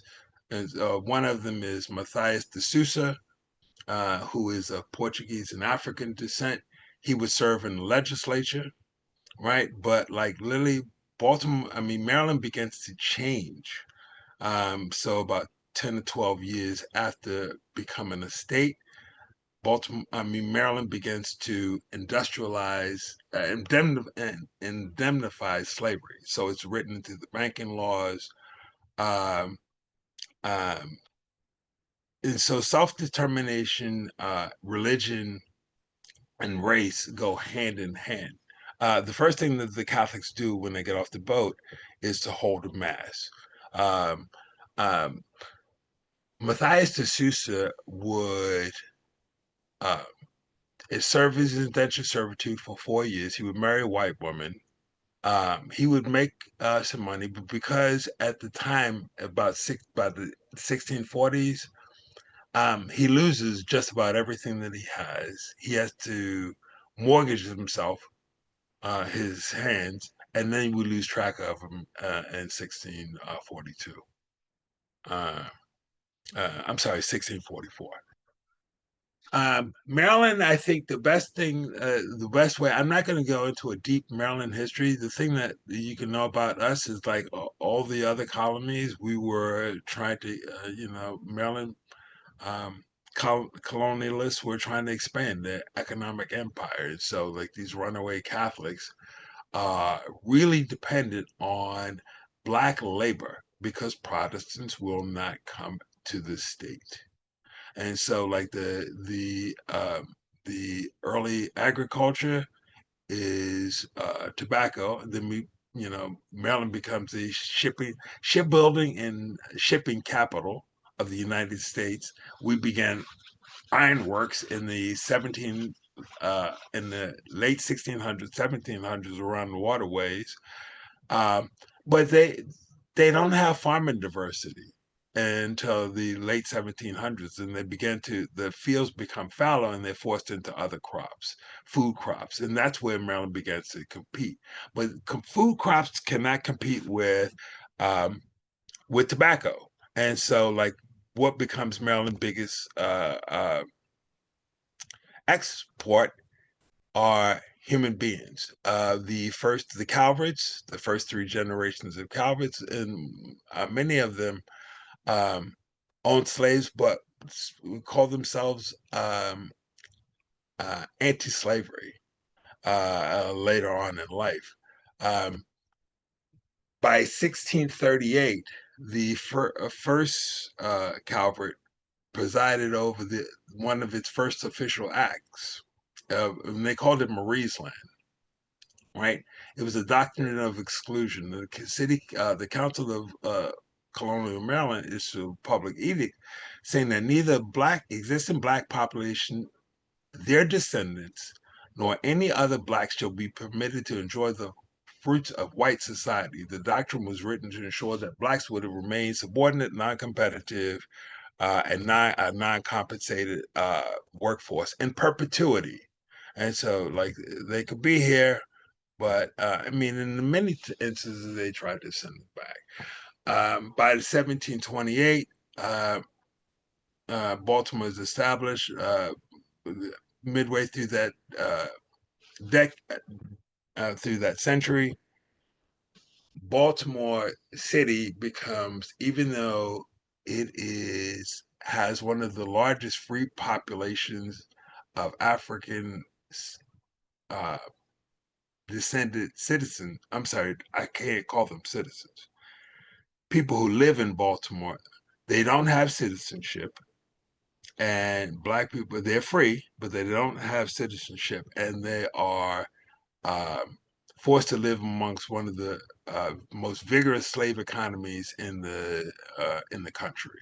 Hope House Slater. I mean, we had like Baltimore at that point in time, you could buy a slave you could buy an enslaved person on any inch of ground in Baltimore City, even though by 1865, 91% of Black Baltimore would already be free. And we're below the Mason-Dixon line, and only 1% of white Baltimoreans would enslave people. There are slave shops all up and down the harbor. Like I said, these sales happen in hotels. Barnum has a hotel down that's popular for selling the slaves. Slave coffles, there are free black neighborhoods all over Baltimore. They march slave coffles. In 1808, Maryland its legislature participated in lobbying to outlaw international slave trade so they could sell more domestic slaves. The more domesticated slaves were slaves who had been here for generations. Here's some enslaved boys from Baltimore, his slave. Here's a slave ship.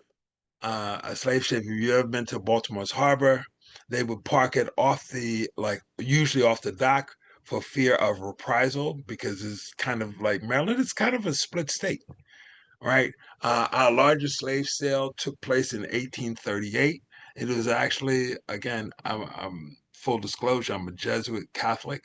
The Jesuits sold 272 Black people in 1838 to a sugar plantation in Louisiana. Now, in 1808, it had participated in creating the first national highway. That's Route 40, or like for people who know Maryland, 70. But that was to give them not only access to creating the railroad, which would come later on, but it would give them a roadway to ship the enslaved down to places like Louisiana, New Orleans, Louisiana, to Natchez, and to Montgomery. So out of Baltimore, we sold, they say 30,000. It's way more than that. It's somewhere close to 800,000. This is Hope House Slater. He would leave Baltimore and move to New Orleans, but he was literally one of the richest men in America at the same time. Lynching is extra legal murder in Maryland, and it starts to happen between 1854 and 1933. At least 44 African Americans are lynched. I'm not going to step on this because Dr. Terry is going to be talking about this on September 8th with some folks that I know. But I'll tell you a couple of stories that make me extraordinarily proud of the work that the Maryland Lynching memorial project is doing. So one of the lynchings that I talk about happened around this corner from the university where I attended, Towson University, where a 14-year-old boy in I think it's 1885, is lynched for having sex with a white girl, and he gets a death penalty. He gets a death penalty for sleeping with, for allegedly sleeping with a white girl. And so, like, the black lawyers began to form in Maryland in 1885, and they take this case to the Supreme Court, and it gets granted cert. For you, those of you who don't know, so the Supreme Court, these people don't think that they can get a fair trial in in in Maryland, so they're going to raise it to the Supreme Court. Well, the guys in Towson heard about this, rushed back to the jail, and hung the kid before the case could be heard. This kid's the ground has been collected from his lynching, and it's in the Legacy Museum down in Montgomery. Another lynching is George Armwood. George Armwood, let me back up, is to have alleged to have raped this lady. She was in her 80s. He was supposed to be a special needs character. An NAACP lawyer, this is 1933, would defend him. He was ordered back to court. Ordered back to back across. He was being held in Baltimore City. He was ordered back to onto the Eastern Shore, where they immediately strung him up and burned him. And again, this guy was supposed to be special needs. But again, George Armwood's dirt is also represented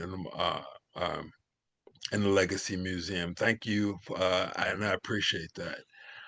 But like, Maryland has always pushed this fear of, like, from the beginning, from the time that the first Africans arrived in Virginia, it was fear of a black invasion. You see, that in the Haitian like after the successful Haitian Revolution, like, Black Catholics found a church in Baltimore City. They are met not only with derision from white folks, but black people are suspicious of them too. The Nat Turner Rebellion. You read the headline news in Baltimore papers. Every time there's a turn up, you start to see animosity. The propaganda increases. And it's all around labor, how we are who's going to be allowed to work. I'm not going to spend a lot of time on this slide. I just wanted to say that, like, from the time that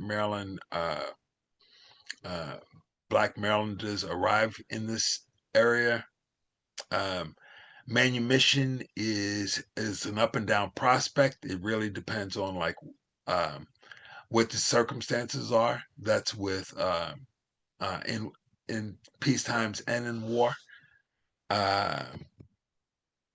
There for over 100 years, there are duties placed on enslaved cargo. Maryland congressmen down in Washington are very active in passing, in getting fugitive slave laws passed, right? And so they put a lot of pressure in Maryland. In particular, when Black vagrants start appearing, oh my gosh! Maryland has Baltimore City has one of the first health departments in the country. And in 1768, they are making provisions for almshouses. But again, these things are segregated. So, like, how you handle poor Black children and poor destitute mothers, morphs. The state capitol, I said, investigated in Maryland. Baltimore, Maryland, and DC is critically important to these discussions, because in one state you have like more Black people numerically who are free, and that's Washington, D.C. From its founding, and they're mostly abolitionists who are well educated, but they're also, and I didn't learn this until law school, they're also often the descendants of white parents, and who have been taken care of by white benefactors. Usually the mom of the wife of the rapist who produced them. But in the 1800s, one of the things that you'll see if you go down and you read the congressional records, one of the most highly touted debates about moving the capital from Philadelphia uh, to this area, to the DMV, is public health and like yellow fever outbreaks, and they are blaming, Black captains and public health debates are blaming Black people not for the circumstances that they're forced to live in, but the outbreaks and the contaminants that are produced by their circumstances. I'm not going to spend a lot of time on this, but you can see that Baltimore literally grows in population from 1790 literally to about 1960. We have a large foothold in the Great Migration. We're seen as the last stop on what they call the Chicken Bone Express. Dr. Terry will explain that to you. We are a big we take part in the Industrial Revolution in ways that most Americans don't understand. We built some of the first trains. We had some of the first millionaires or billionaire classes, the I Gilded class, Johns Hopkins, John Garrett, Enoch Pratt, Ironmonger, Alex Brown. The company that Alex Brown opened is now called Deutsche Bank. Johns Hopkins still, his empire still exists. Enoch Pratt's foundings are still around. These people did not go away, and their riches still live on. The Walters are train guys. Glenn L. Martin started airplanes, and again, before there was Huntsville, Alabama, a large foothold in airplane manufacturing happened right here in Baltimore. The richest woman in America is Mary Louise Garrett, and there's a huge benefactor, and so we began to shape economies. Right, our church structures. We produced the first Black Catholic church in America, the second synagogue, the second Black church allowed for behind Mother Emanuel is the Sharp Street Church. But Jews are not allowed to participate in, because when we talk about religious tolerance, we're only talking about Christians, and so there's power in the pews. And so the thing that religion is used to democratize not only Baltimore but Maryland. Like looking at these, and so like the Orchard Street Church becomes the house of the urban Urban League. The Sharp Street Church creates Morgan, Bowie College, University of Maryland Eastern Shore, and eventually Coppin, and the second high school in America for Black kids. Dr. Ernest Lyons would serve as ambassador under Theodore Roosevelt. And so, like, these people Maryland would fund the first Back to Africa movement, the Maryland legislature, and funded to the tune of $10,000 to relocate Black people back to, and about 1,200 Marylanders moved back to Africa. We created endogamy laws, right? Restrictions, making sure that Black women and white men stayed separately. We created miscegenation laws. Maryland was the last state in the Union to move away from Loving miscegenation laws right before the Loving case was heard. I mean, so literally from the 1700s until 1968, it was legal. Oh, here's the college structures. I only have a couple more slides. In Maryland, we track education. The thing that you can say about Maryland is like all those schools that are created around the before the progressive movement would end up in a lawsuit in 2020, 2021, and Morgan, Bowie, and Coppin all accepted this $577 million. The only thing they had to do was not say that they were that it happened because of race.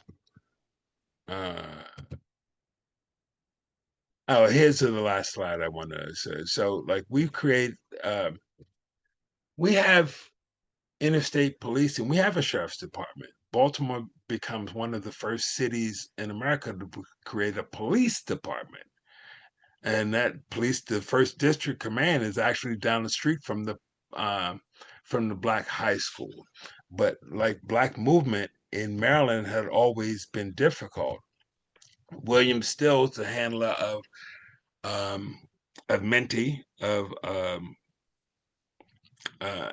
wrote a book. It said that Baltimore was one of the toughest cities. Baltimore and D.C. was one in 1872. Was one of the toughest places to leave. You always had to have your papers. And so, although black people lived free,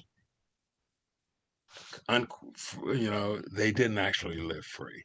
A great book that talks about this plight is Flee North by Scott.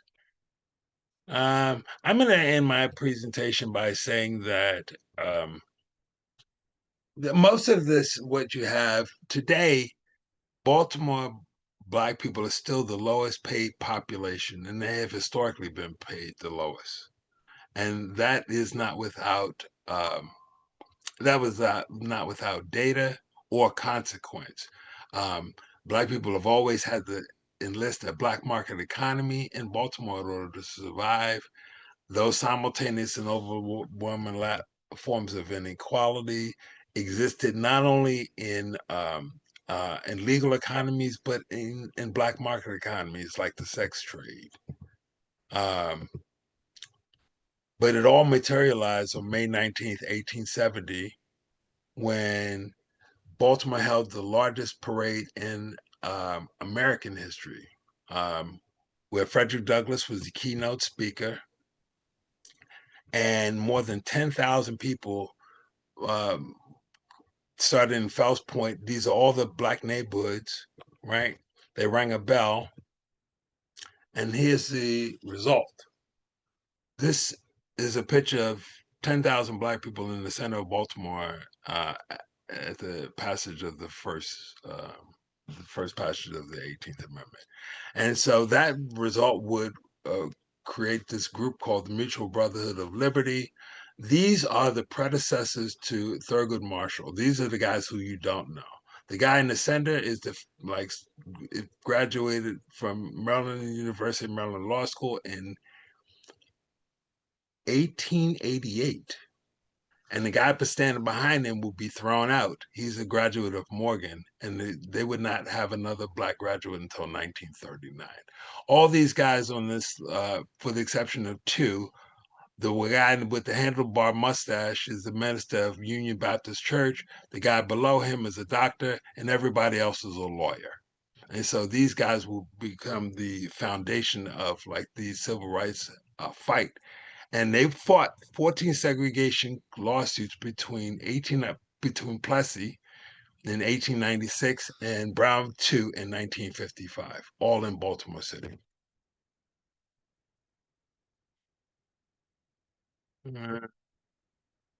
With that said, I'm not going to go, oh, this is the last thing. A lot of this is upset because of the population begins to change after the war. And Baltimore becomes the third largest immigrating port behind Ellis Island in New York in Boston, we are the third. And so we're importing about 10,000 people a day. So the key takeaway, my strategic takeaways are, even though race pervaded America, the how we institutionalize race in Baltimore and Maryland is under interrogated and seldom understood, because we are in the what they call the upper South. And I think that our racism was way more calculated than what was happening in a lot of the other parts of the country because of our free Black population. With that said, I think I have 1 minute for questions, or do I have any? Luke? No, I mean, you took us right up to time, but that was incredible. This really could be its own series. I feel like each of the kind of subtopics you hit could have been, Oh, they are. They actually could have are. been And its so, own like, each presentation. one of So, those, yeah, each one of those slides is literally a snapshot of a whole book, or like literally. So, yeah. like, we did so much. We did so much. And so, like, most of these books behind me to my right literally just talk about like what we did here in Baltimore. Here is a report produced in 1937 of like Maryland, and like they reported on everything that everything they did with Black education, just about with every student. I mean, so Would you yeah, systematically we did a whole lot of things that still resonate and still are still useful tools in perpetuating like systemic racism and what it means to be. Again, I study systems, and so like for me, these are how the systems kind of like, again, I only talked about, you know, the caste building. I haven't talked about the architecture that they built after the 1900s, all through laws and all kind of other things. So I can leave that for Even later on. if you could put maybe like a link to that report, because I see somebody in the chat said that they love learning new stuff about Maryland. So if you could put that in the chat, that'd be great. Check out Ah, the love that's been shown in the chat okay. to celebrate you, and we appreciate you for joining us and sharing some expertise about Maryland. Oh, this is, yeah, we're the hotbed, and like, so don't jump over us. And Ivory, that guy who was the librarian, who was the ambassador to Liberia, the pastor. Yeah, the guy who bought that church here was a white dude from Ohio. Oh wow. Yeah, Okay, we'll have to set up Bishop some time so we can talk about Bishop that, because I'm Ames. interested. Yeah, I know. I thought you might like that one. Okay. All right. Well, we appreciate you. Thank you. Yes, thank you, thank you, thank you. All right. We are going to move on to our next presenter. I'm going to start the introduction. So Sam, if you want to load up your presentation or get ready to share that, that would be great. So the next lecture is titled, Did the British Come to the Gold Coast for Our Good or For Our Goods? This is Dr. Samuel Ijare. He is an experienced educator with strong academic foundation, holding a Bachelor's of Arts degree from the University of Ghana, a postdoctorate diploma in education, and a Master's of Philosophy from the University of Education in Winnipeg, as well as a PhD in Educational Administration from the University of Saskatchewan. He also possesses a teaching preparation certificate and has taught a wide range of courses at both pre-tertiary and tertiary levels, including government, African studies, sociological foundation of education, educational philosophy, and educational administration. Currently, Dr. Ijare is a licensed social studies teacher with Minneapolis Public Schools. Shout out to Minnesota in the building today, bringing his extensive knowledge and passion for education to inspire and mentor the next generation of learners. And I too have had the privilege of being on a learning tour with Sam. So without further ado, I'm going to turn it over to you, Dr. Ijare, and we will get started.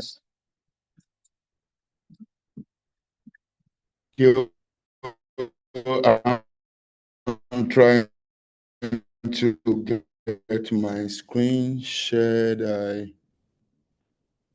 I don't know. I don't know if you can see my screen now. The screen share is loading. It's a little bit laggy, but once you hit present on that Can you see my slideshow, screen now? it should Am I sharing? start. It should take over the screen fairly easily.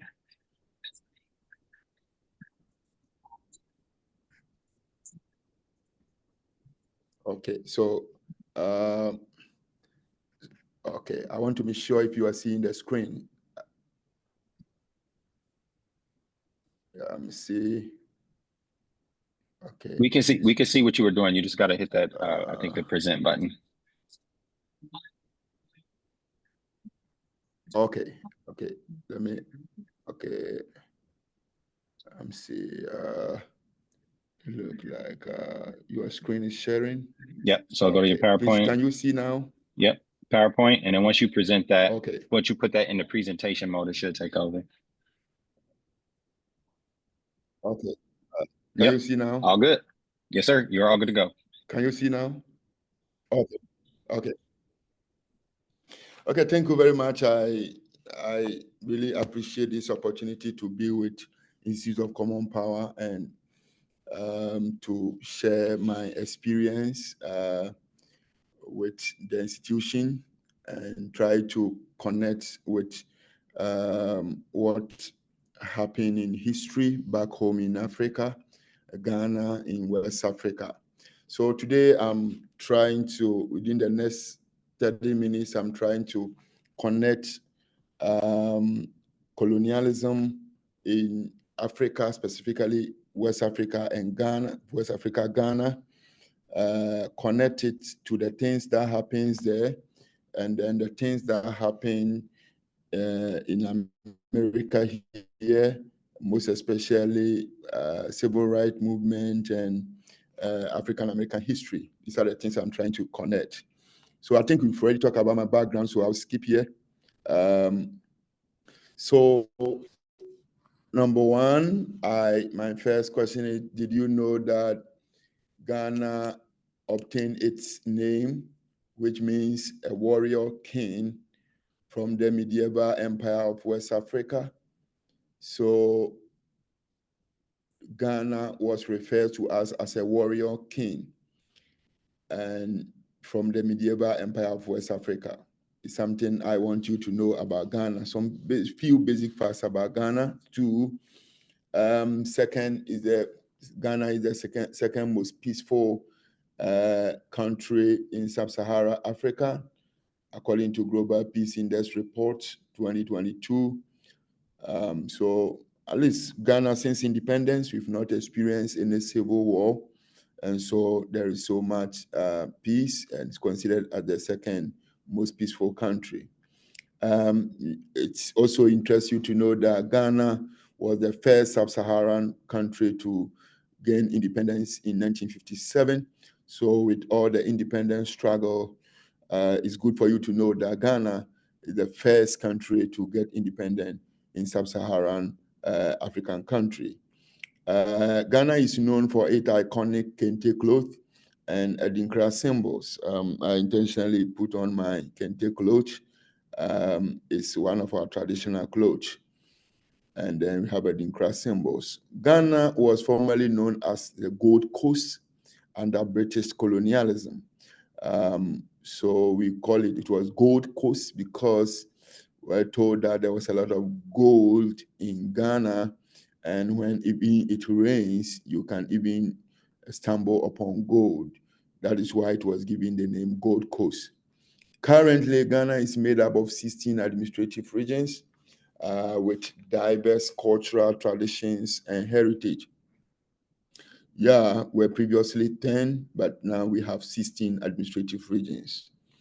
Well, Ghana has over 80 local languages with 3 major religions. I think that the highest one is the Christianity, and then we have Islamic religion, and then we have African traditional religion. Ghana is the world's second largest exporter of cocoa after Cote d'Ivoire. Ghana is considered as the largest second exporter of cocoa. I think this is a very brief introduction about Ghana that you need to know, kind of giving you a background information of what I am talking about and where we are coming from. So today I'm going to focus to find out whether the European presence in Baden Gold Coast was for our good or for our goose. Did the coming of the Europeans, and then was it for the benefit of the Gold Coasters, or was it for the good? Was it for the good of the Gold Coasters? Why this topic? Understanding colonial motives helps explain African diaspora history. So when you understand the history of the background information, help you to understand African diaspora history, African American history, knowing all the. Now, then I'll connect African and African American experiences and how it strengthens cultural understanding in education. I'll talk about that. I'll focus my attention on British motives in Gold Coast, which try to show evidence of goods over good. And then I'll briefly talk about resistance and the liberation movement and how they align with civil rights movement in the history of America. Then I'll bring a connection to African American history, emancipation, civil rights, and modern cultural lens. When I finish, I'll have two main questions to share ideas, because I know that some of you might be hearing a lot of things about Ghana for the first time. So if you have any question, and then you can maybe ask. European motives in the Gold Coast. Early European interest. The Portuguese were the first group of people who arrived in Gold Coast around 1471. The initial focus on gold trade. We should know that around this time, there were a lot of movement in Europe, a lot of trading. People were moving for so many reasons. And some of them for markets because of the Industrial Revolution. Others also for prestige, because the status of a country at that time was determined by a number of people they have been able to colonize. And so a lot of people came in there. But then the initial contact was to come and trade for gold. Now, British entry in the mid-1600s, when the British, in 1600, the British also came and they built forts like Cape Coast Castle and other Christian Boss Castle and other castle. Trade involved gold, slaves. So they were engaged in all kinds of trade. That was their initial contact.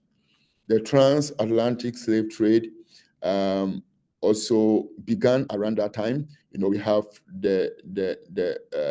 that triangular trade that existed between Europe, Africa, and then North America. Ghana was involved. And it interests you to know that over 12.5 million Africans across the Atlantic slaved and went through the Middle Passage before they arrived in the various parts of Europe and later on some part of America. Ghana's 2019 Ghana, we organized a year of return, and that year marked the 400th anniversary of the arrival of the first enslaved Africans in the United States. You can watch that documentary on the YouTube. You can click Ghana, a year of return, and then a lot of African Americans came. They had a wonderful time. The president even gave them land, a place for them to build, and they are really, really after some time, the attention shifted from trade and marketing, and then they kind of colonized the Gold Coasters. So around 1900, there was a full colonial control of the Gold Coast by the British. After they fought so many wars with the Ashanti Kingdom. Ashanti Kingdom was one of the powerful kingdoms in West Africa. They fought about several wars,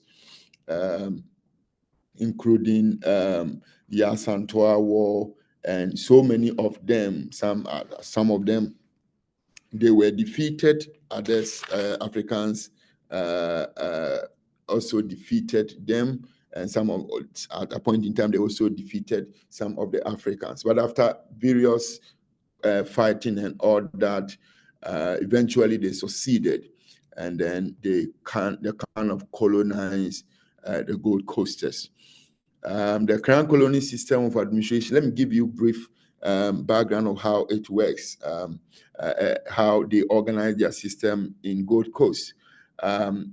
Some of the areas that were colonized by the British were ruled, where they ruled some of them through direct rule, especially in places where they were not having a centralized system of government, where there was no centralized system of government. Some of them were ruled directly. We call it direct rule.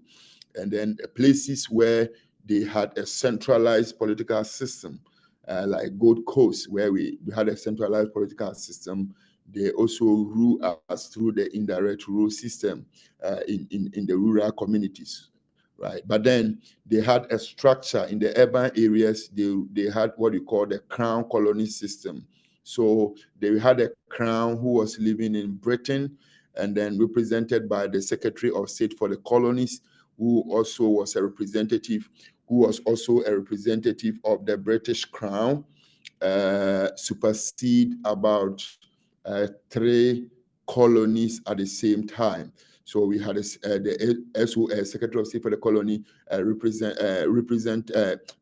overseas Gold Coast, Nigeria, Gambia, Sierra Leone.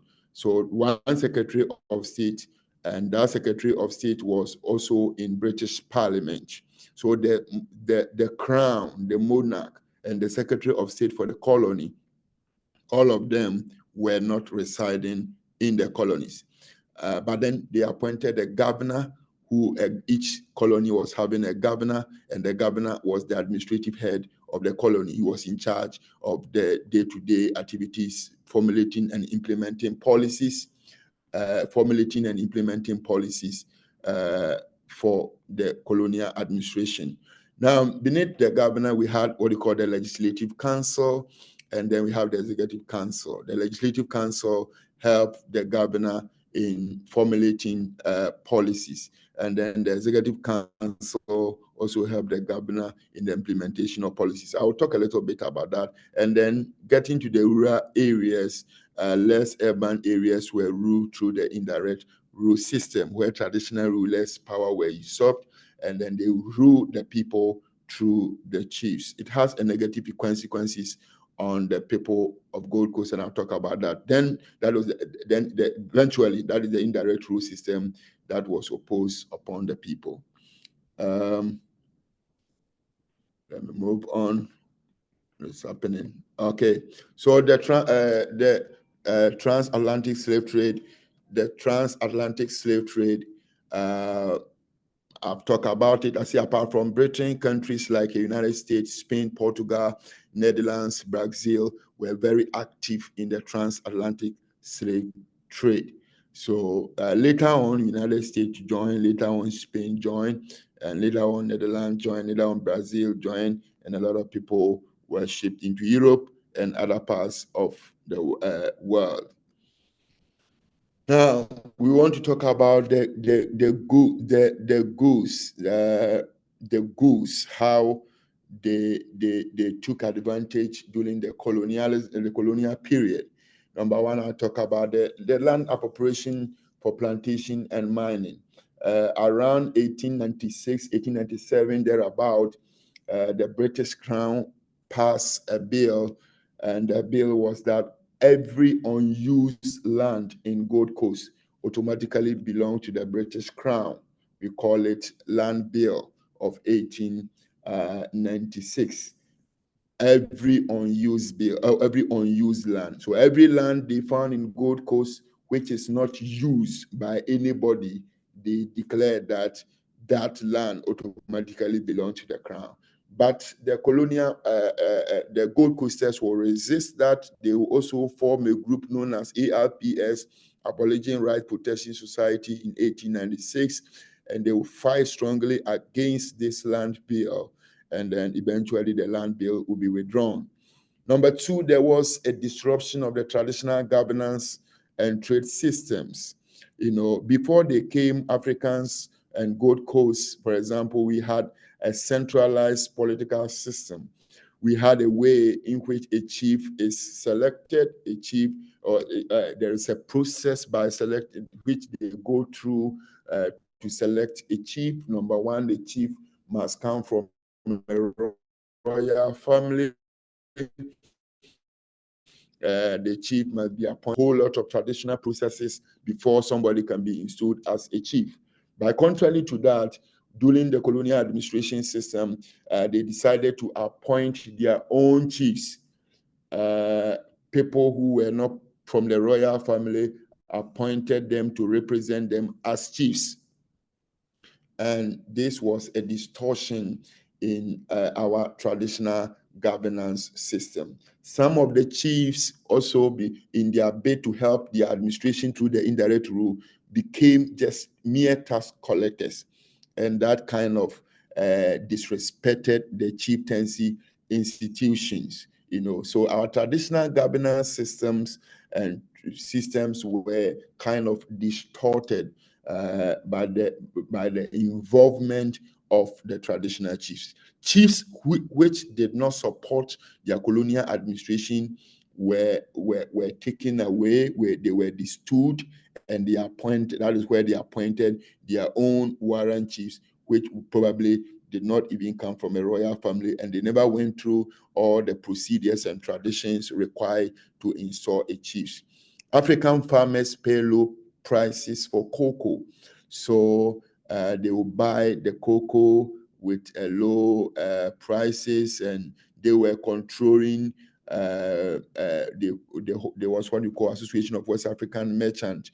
They were not even giving license for African people to be able to export. So they were buying all the materials, the raw materials from them at cheaper prices and sending them back to go and earn a lot of money from them. European merchants control export prices.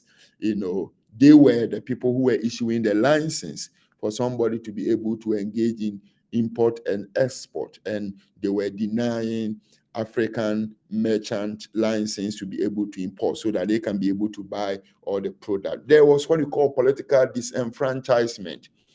The right to vote were limited. In fact, not until 1925, when Gordonsburg Constitution was introduced, then we had some few Africans into the Legislative Council.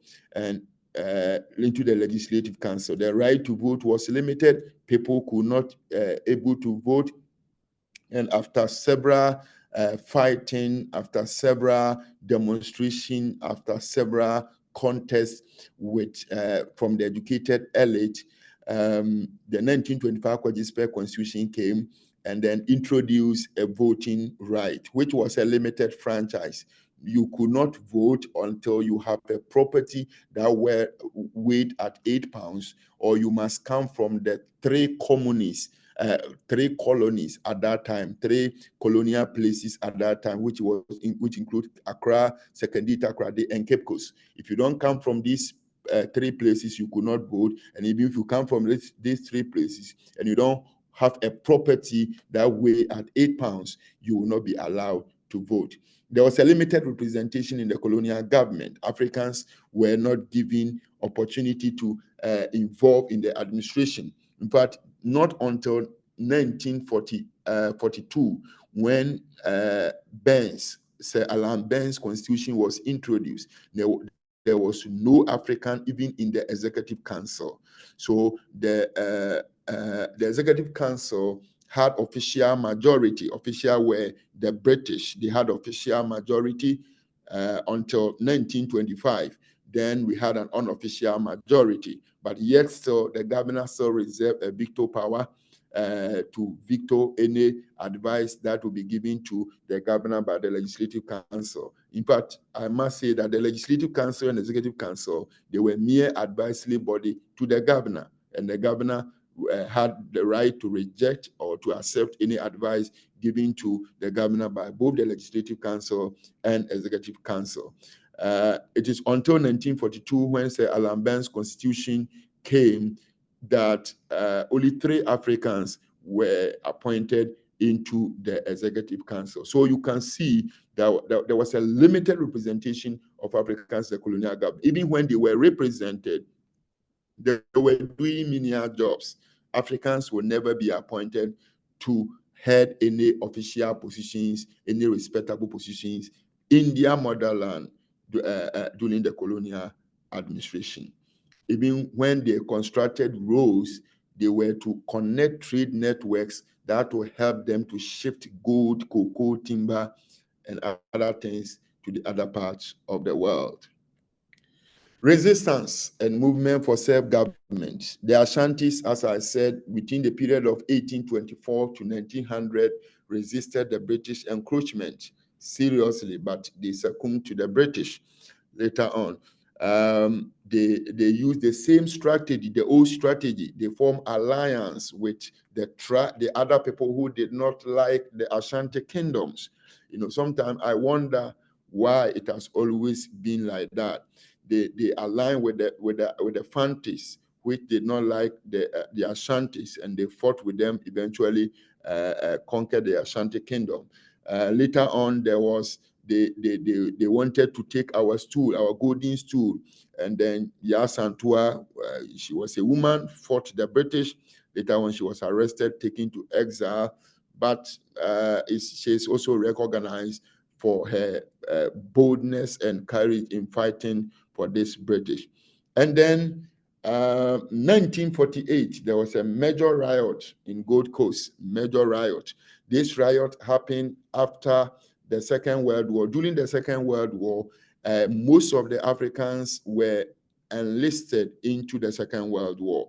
And before the enlistment, they gave them a lot of promises. They promised them of bungalows. Bungalows was very scarce in those days. They gave them bungalows. They promised them bungalows. They promised them of scholarship for their children to go and study abroad. They promised them a very good condition of service and other incentives, which African Gold Coasters went to the Second World War, fought, and then a lot of them died. Some of the people that returned after the Second World War, they waited for some time. The colonial governor was not redeeming their promises. So on the 28th February 1948, a group of air servicemen gathered themselves together and were marching to the Christiansborg Castle, where they were not violent people. They were not having any gun, any weapon. They were just going to the Christiansborg Castle to present their petition to the colonial governor about their incentives and the promises they gave them before the Second World War.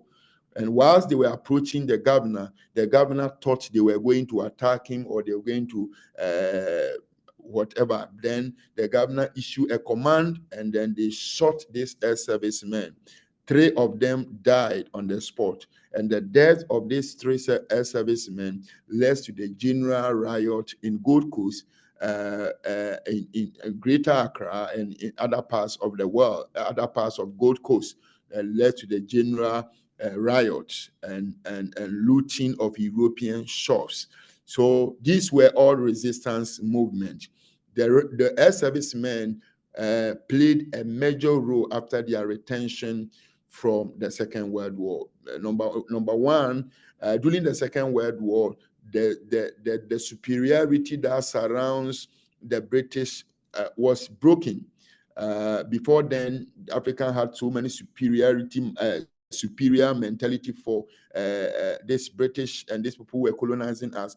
But after the Second World War, they saw that, look, we can fight these people for our independence. And so the struggling for independence became very, very intensified after the Second World War. And so there was a lot of movement. And in 1947, our first political party was established, which is known as United Gold Coast Convention, established in 1947. But there's one thing, and Dr. Kwame Nkrumah was appointed as a secretary of the United Gold Coast Convention. But the goal, Dr. Kwame Nkrumah's ambition and his goal did not align with the United Gold Coast Convention. UGCC aimed at independence, but they were aiming at independence in a gradual process. But Dr. Kwame Nkrumah came and he said, no, we need an independence now. So Dr. Kwame Nkrumah broke away from UGCC and formed his own political party known as Convention People Party in 1949. Independence and legacy. March 6, 1957, Ghana becomes the first sub-Saharan nation to gain independence. That was a symbol of hope for the African continent. And it became a platform for Pan-African movement. There were a lot of Pan-African movement, support for Pan-African movement. Ghana became a hub for African liberation leaders and diaspora activists, such as W.E.B. Du Bois and all these people. Were having several meetings in Ghana. I'll play just a short video. The influence on the U.S. civil rights movement. On the day of independence, Dr. Martin Luther King Jr. attended our independence. And these are the things that he said. I have some few quotes that he said. He said that Ghana reminds us that freedom never comes on a silver platter. It is always gained through struggle and suffering after attending our independence. Now, after attending an independence on April 7th, 1957, he preached a sermon in Alabama, Montgomery, entitled The Birth of a Nation. And he was trying to use the inspiration from Ghana to encourage the civil rights activists in struggling for, in achieving their freedom. He said Ghana tells us that the forces, he says so many things. Because of time, I want to move on. But what I'm trying to say is that it took a lot of inspiration. The civil rights movement in America took a lot of inspiration from Ghana, for Ghana being the first African country to get their independence from this British. It was a sign that the independence was possible. Why my slides not moving?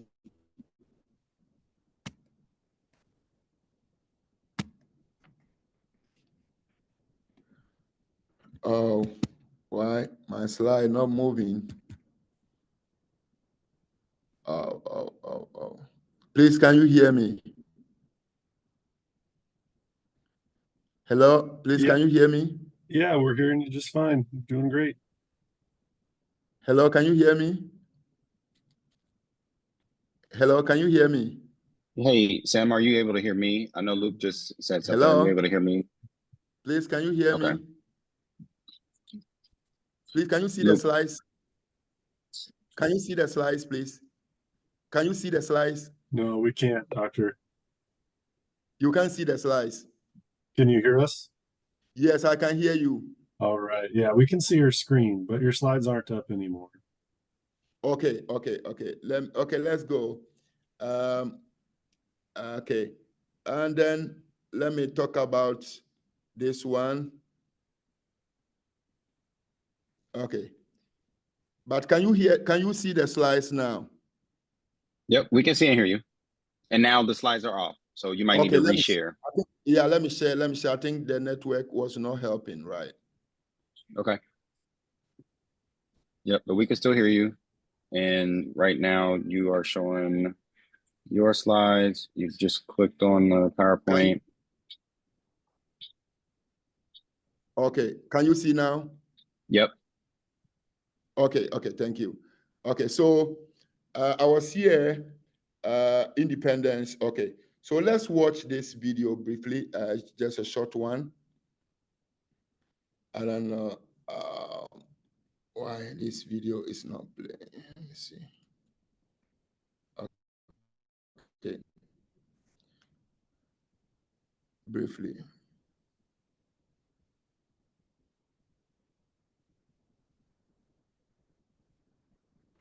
Oh, why?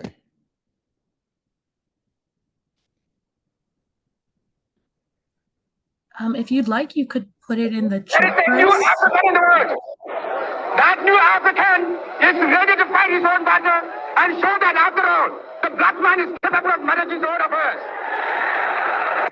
And my last warning to you is that you ought to stand firm behind us so that we can prove to the world that when the African is given a chance, he can show to the world that he's somebody.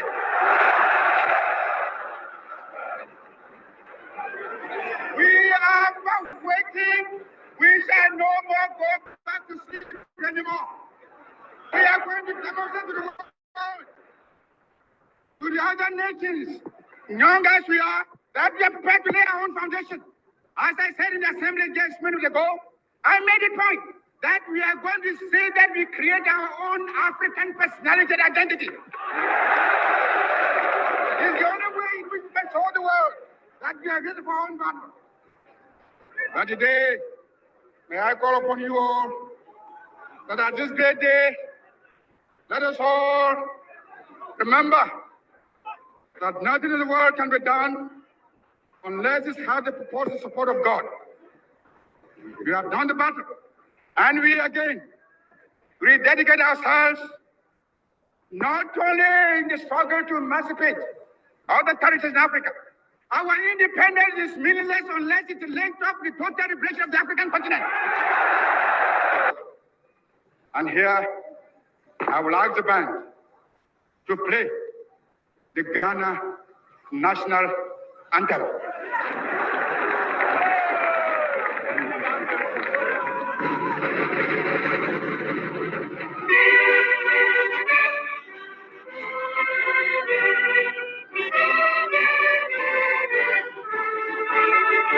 Okay.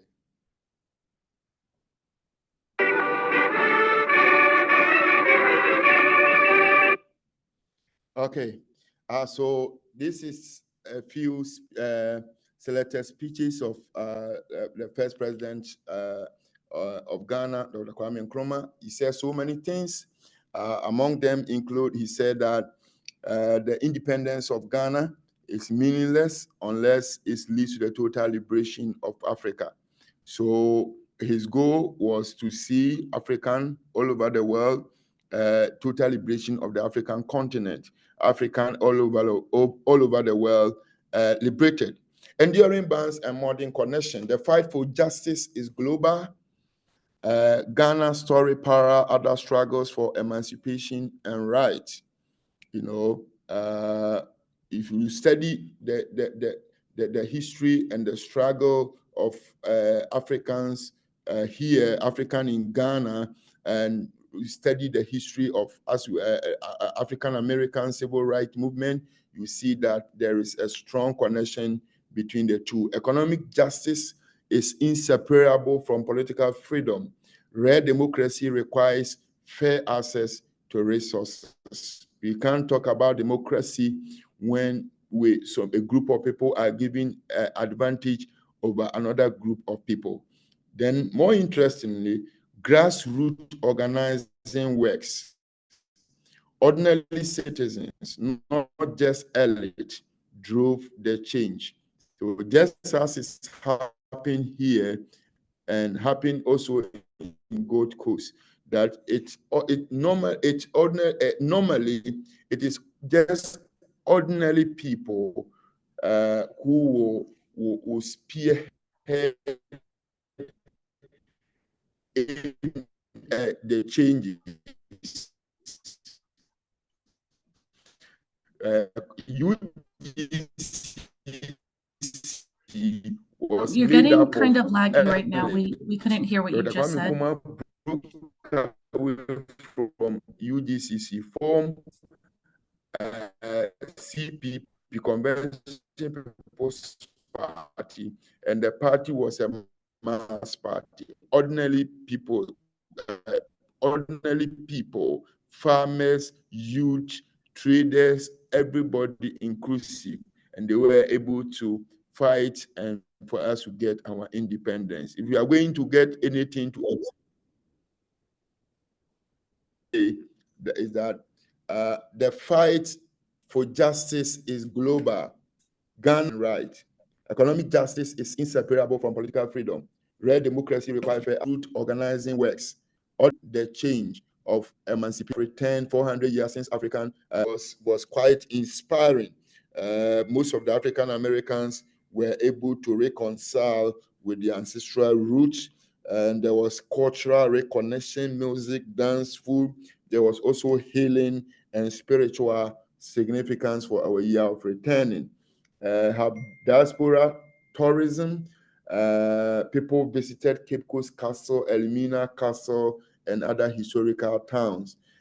African American artists and thinkers draw inspiration from African heritage. I have some few questions. I say, why did African Americans could we interrupt like you for Martin just a Luther second? King Jr. Dr. Jari, can you hear us? Yeah. Okay, can you hear me? Yes. We just wanted to give you some a few seconds to close out just because we're at time. And so we want to give our last presenter some time to jump in. So if you could just give us your last, like a last word, what we should leave with. Okay.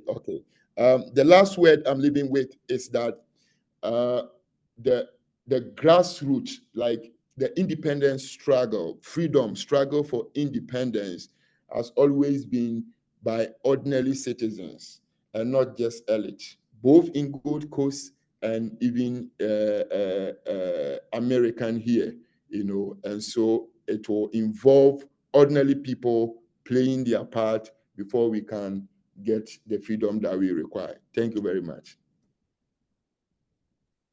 Thank you so much. This was very rich in content.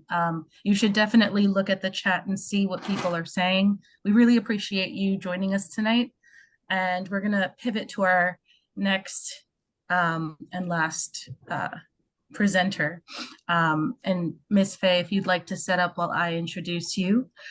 Faye is a distinguished educator and proud mother of Alexandria Dansby, who is currently pursuing a Master of Nursing degree at Emory University. Faye holds a Bachelor of Science in Industrial Engineering from Purdue University and a Master of Business Administration from Columbia University. Since 2013, Faye has served as a professor in the School of Engineering Technology at Purdue University. Her extensive professional background includes an 18-year career at General Motors, where she progressed through various roles, including industrial engineer, manufacturing engineer, market analyst, account manager for the midsize car division and GM truck platform, and product marketing manager for generators. Additionally, Faye operates as Chief Operating Officer of F&A Enterprises, overseeing Strive Educational Services and F&A Distribution. As an educator, Faye has taught at multiple institutions, including Indiana Wesleyan University, Sylvan Learning Center, and Ivy Tech Community College. She demonstrates commitment to social justice through her participation in Common Power events, including the Georgia, Alabama, and Tennessee, Mississippi learning tours, fieldwork experiences, serving as a January 2024 teach-in participant, and 2025 state lead for Team Virginia. Go ahead, Ms. Faye. Hey there, can you hear me all right? Wonderful. And I see my Indiana folks on. Some of you have been on this whole time. So I appreciate the support and love from my Indiana crew that's still hanging on with me. And those of you too who have been hanging on. I love you all dearly and thank you so much. I'm going to kind of shift it a little bit because this is something that's been on my heart most of this year and even back to November. So we're going to look at centering human intelligence in the age of artificial intelligence, or what we say is AI, and then really coming together to get some strategies for staying with well-being and resilience. We're going to do some interactive things, and you'll be able to put some things in the chat as we go through this, but I'm going to try to expedite the time because I know it's getting late in the hour, especially on the East Coast, but I appreciate you hanging in there, and I hope you can get something from this because my focus is really on you today and everybody that's still here with us today.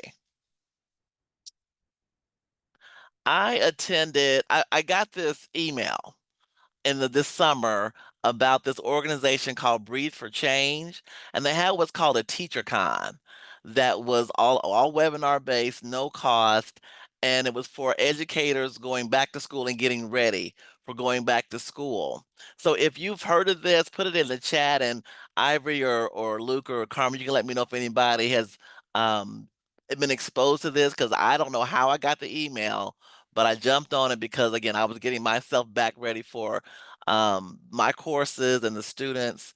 And then as I was going through these 3 days, I just kept thinking about the group of educators I know who are also activists and how challenging the times are that we're in right now, especially with everything we just heard. And here we are in 2025, and all of my fellow presenters, most of what they shared, most teachers can't teach right now. And so that has me concerned with so much richness we all just got and how much that would benefit so many young people. And now basically teachers are being silenced if they want to keep their careers and jobs.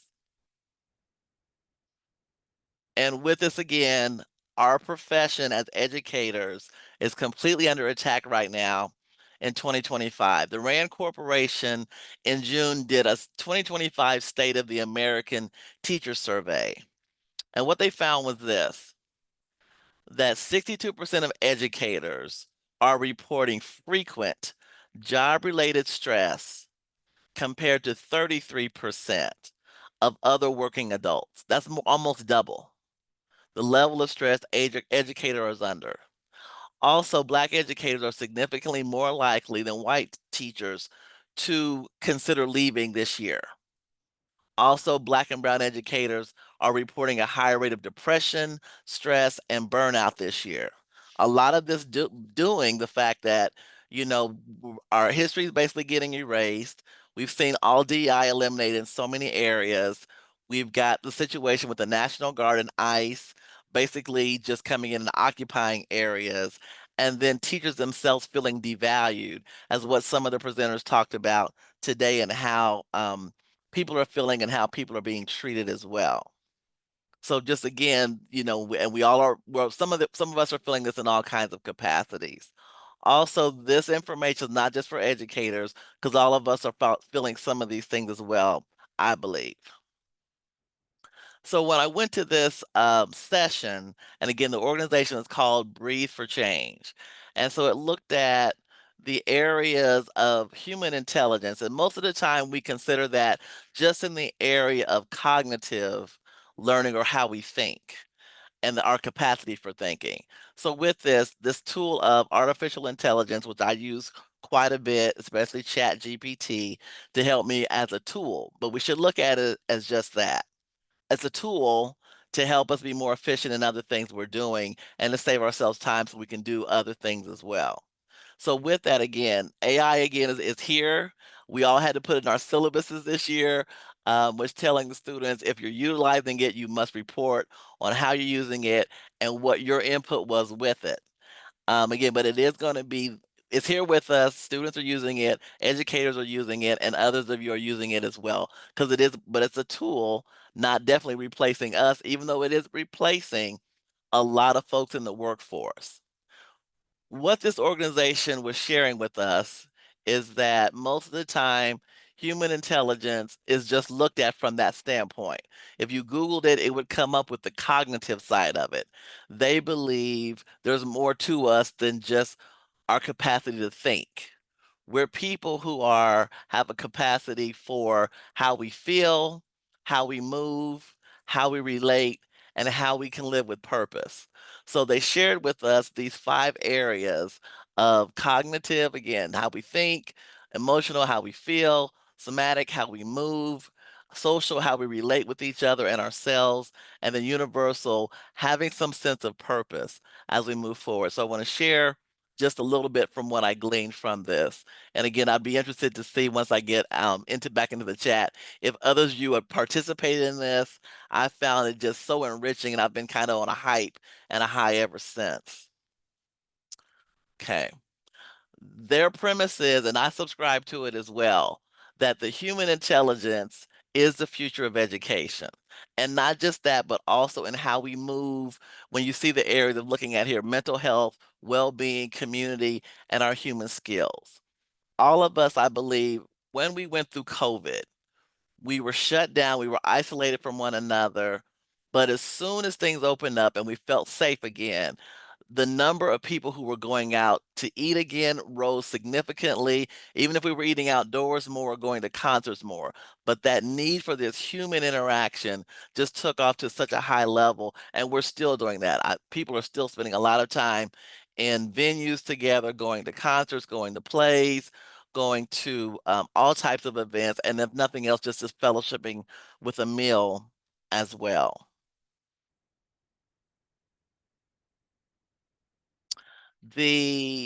Again, what they shared with us over these 3 days was when we look at trying to balance all of these areas of who we are as human beings, and not just the doing part, which is kind of what we do on the cognitive side.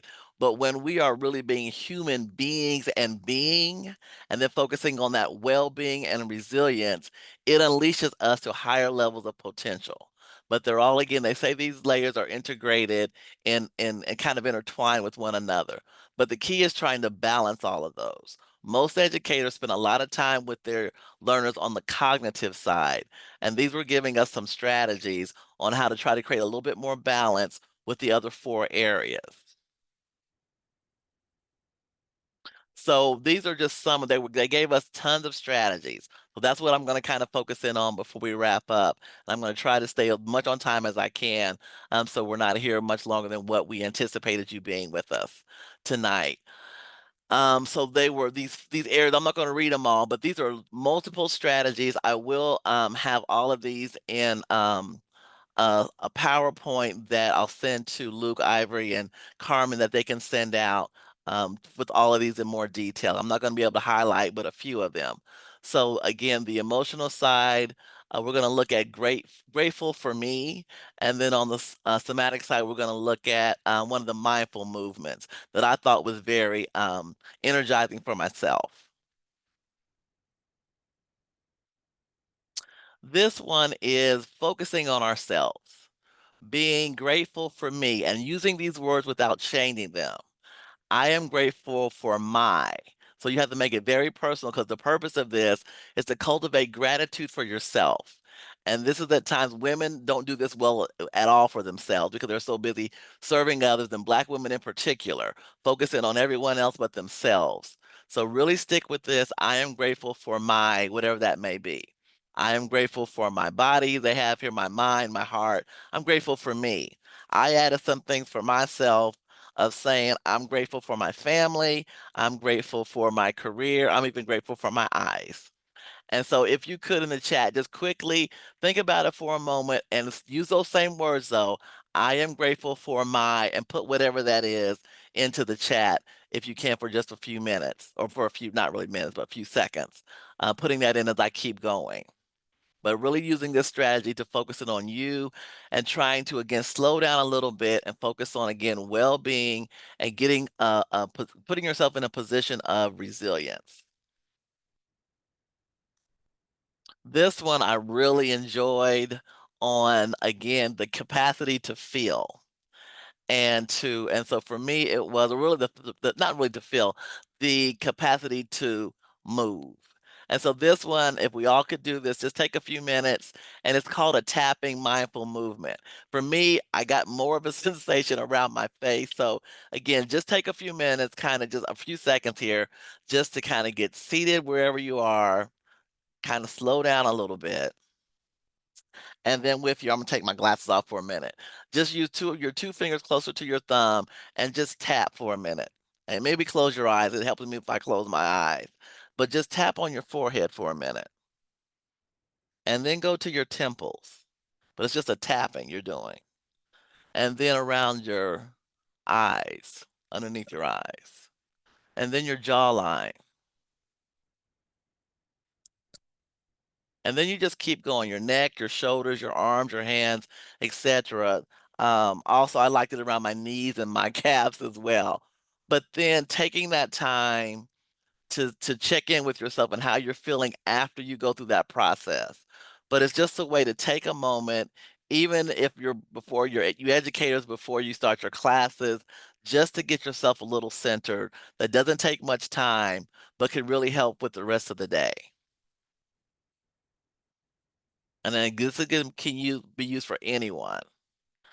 They also then the next day we went into, this was the last day, we went into the side of, again, our capacity to relate to ourselves, to others, and then again, the capacity to live with some level of purpose, being connected to something greater than ourselves. So I'm going to hit just a few of these. Again, all of these I'll have, because there's several strategies here. All these are strategies to help us, again, with our well-being and with resilience in this crazy little time we're in 2025. So this one is focusing in on ourselves. And it was one of the mindful ones with the purpose of connecting a life experience that shaped who you are. And again, I just give this, I'm gonna go kind of this quickly with this, but again, to mainly um again, settle in, slow your breathing, maybe do some deep breathing before you start a lot of these as well. Do a level of visualization where you recall a moment that you really believe helped shape who you are today. Then they recommend you journal that because putting it on paper and not just keeping it in our minds is helpful as well.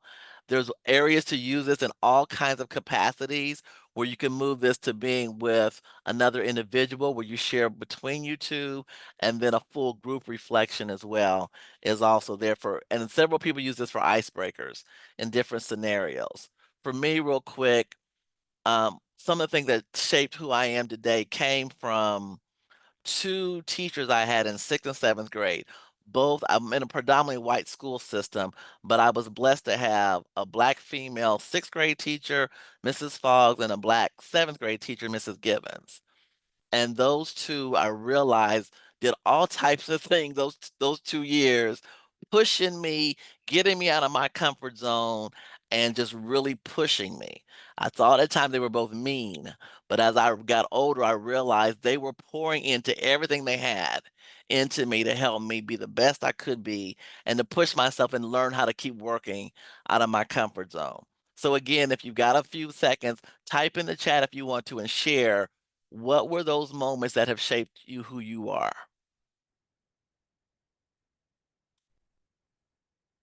This is another one in the area of how we dealing with each other.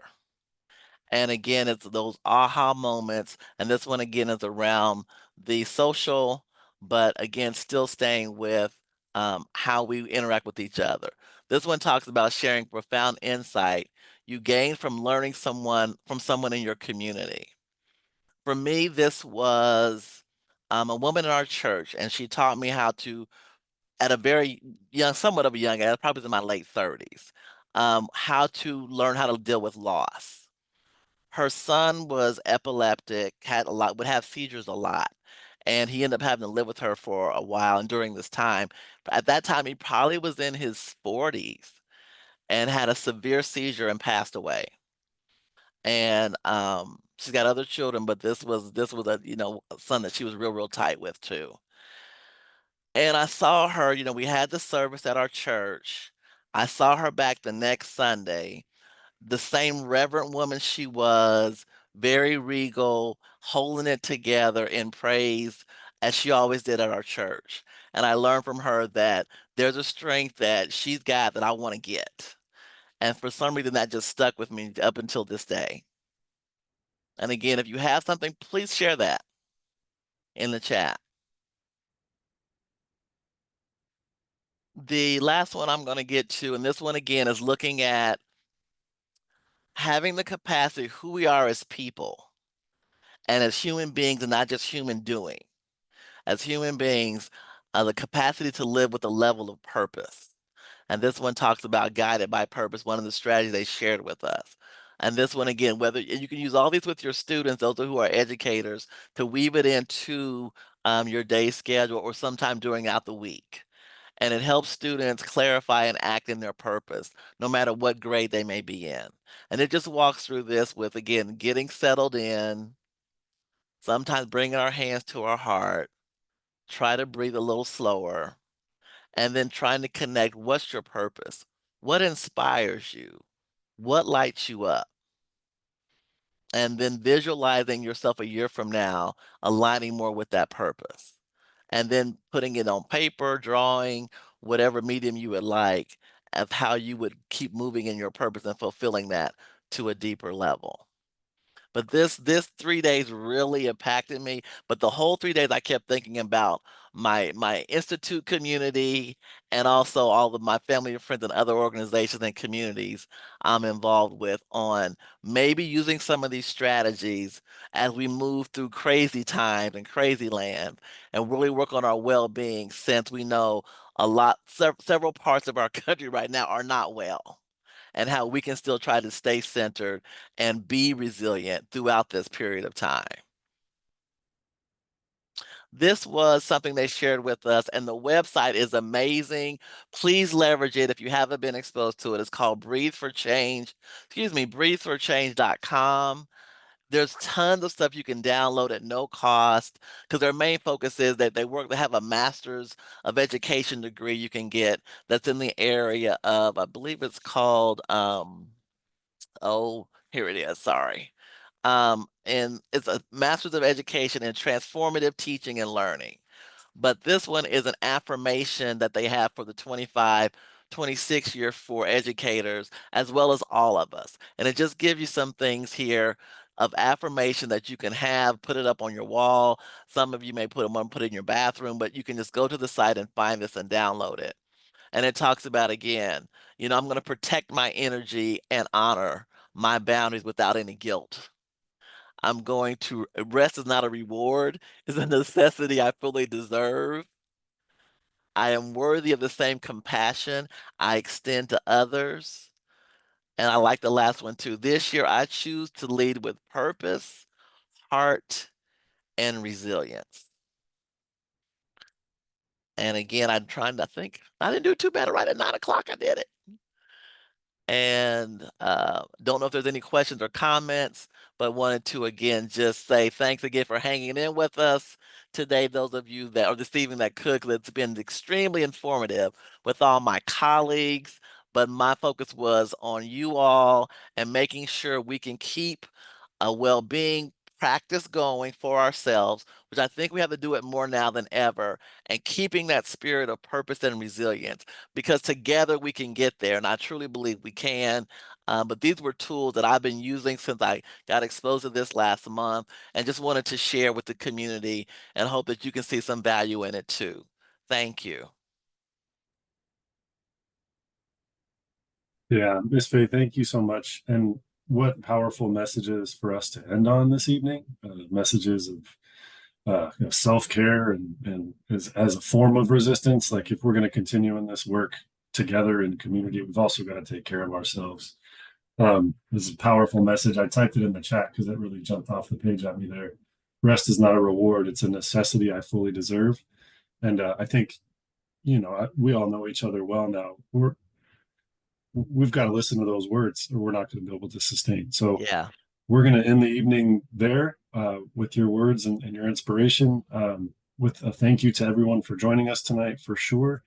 We're so grateful that you're a part of this community, and we hope to see you again at some future CP events, or perhaps maybe joining a team this fall for some field work, as I know Miss Faye is. Thanks again for being with us, everybody, and have a great evening. Go get some rest, as we've heard from Miss Faye. Yeah, Thanks, sure. everyone. Thank you, Miss Faye. Thank you, everybody. Thank you, guys. This was Thank nice. you. Okay. Thank you, everyone. Yeah, Thank special you. thanks to our speakers as well. Thank you for being with us tonight. Good night, everybody. Thank you. Oh, those were nice. Yeah, you're getting some love in the chat, Miss Faye. Well deserved. Yeah, that was You can nice. get all your love, Miss Faye. Get all your love. Had you guys heard of this group, this organization? I hadn't before. Because I don't know. I'm like, I haven't heard about that group, but I've heard about that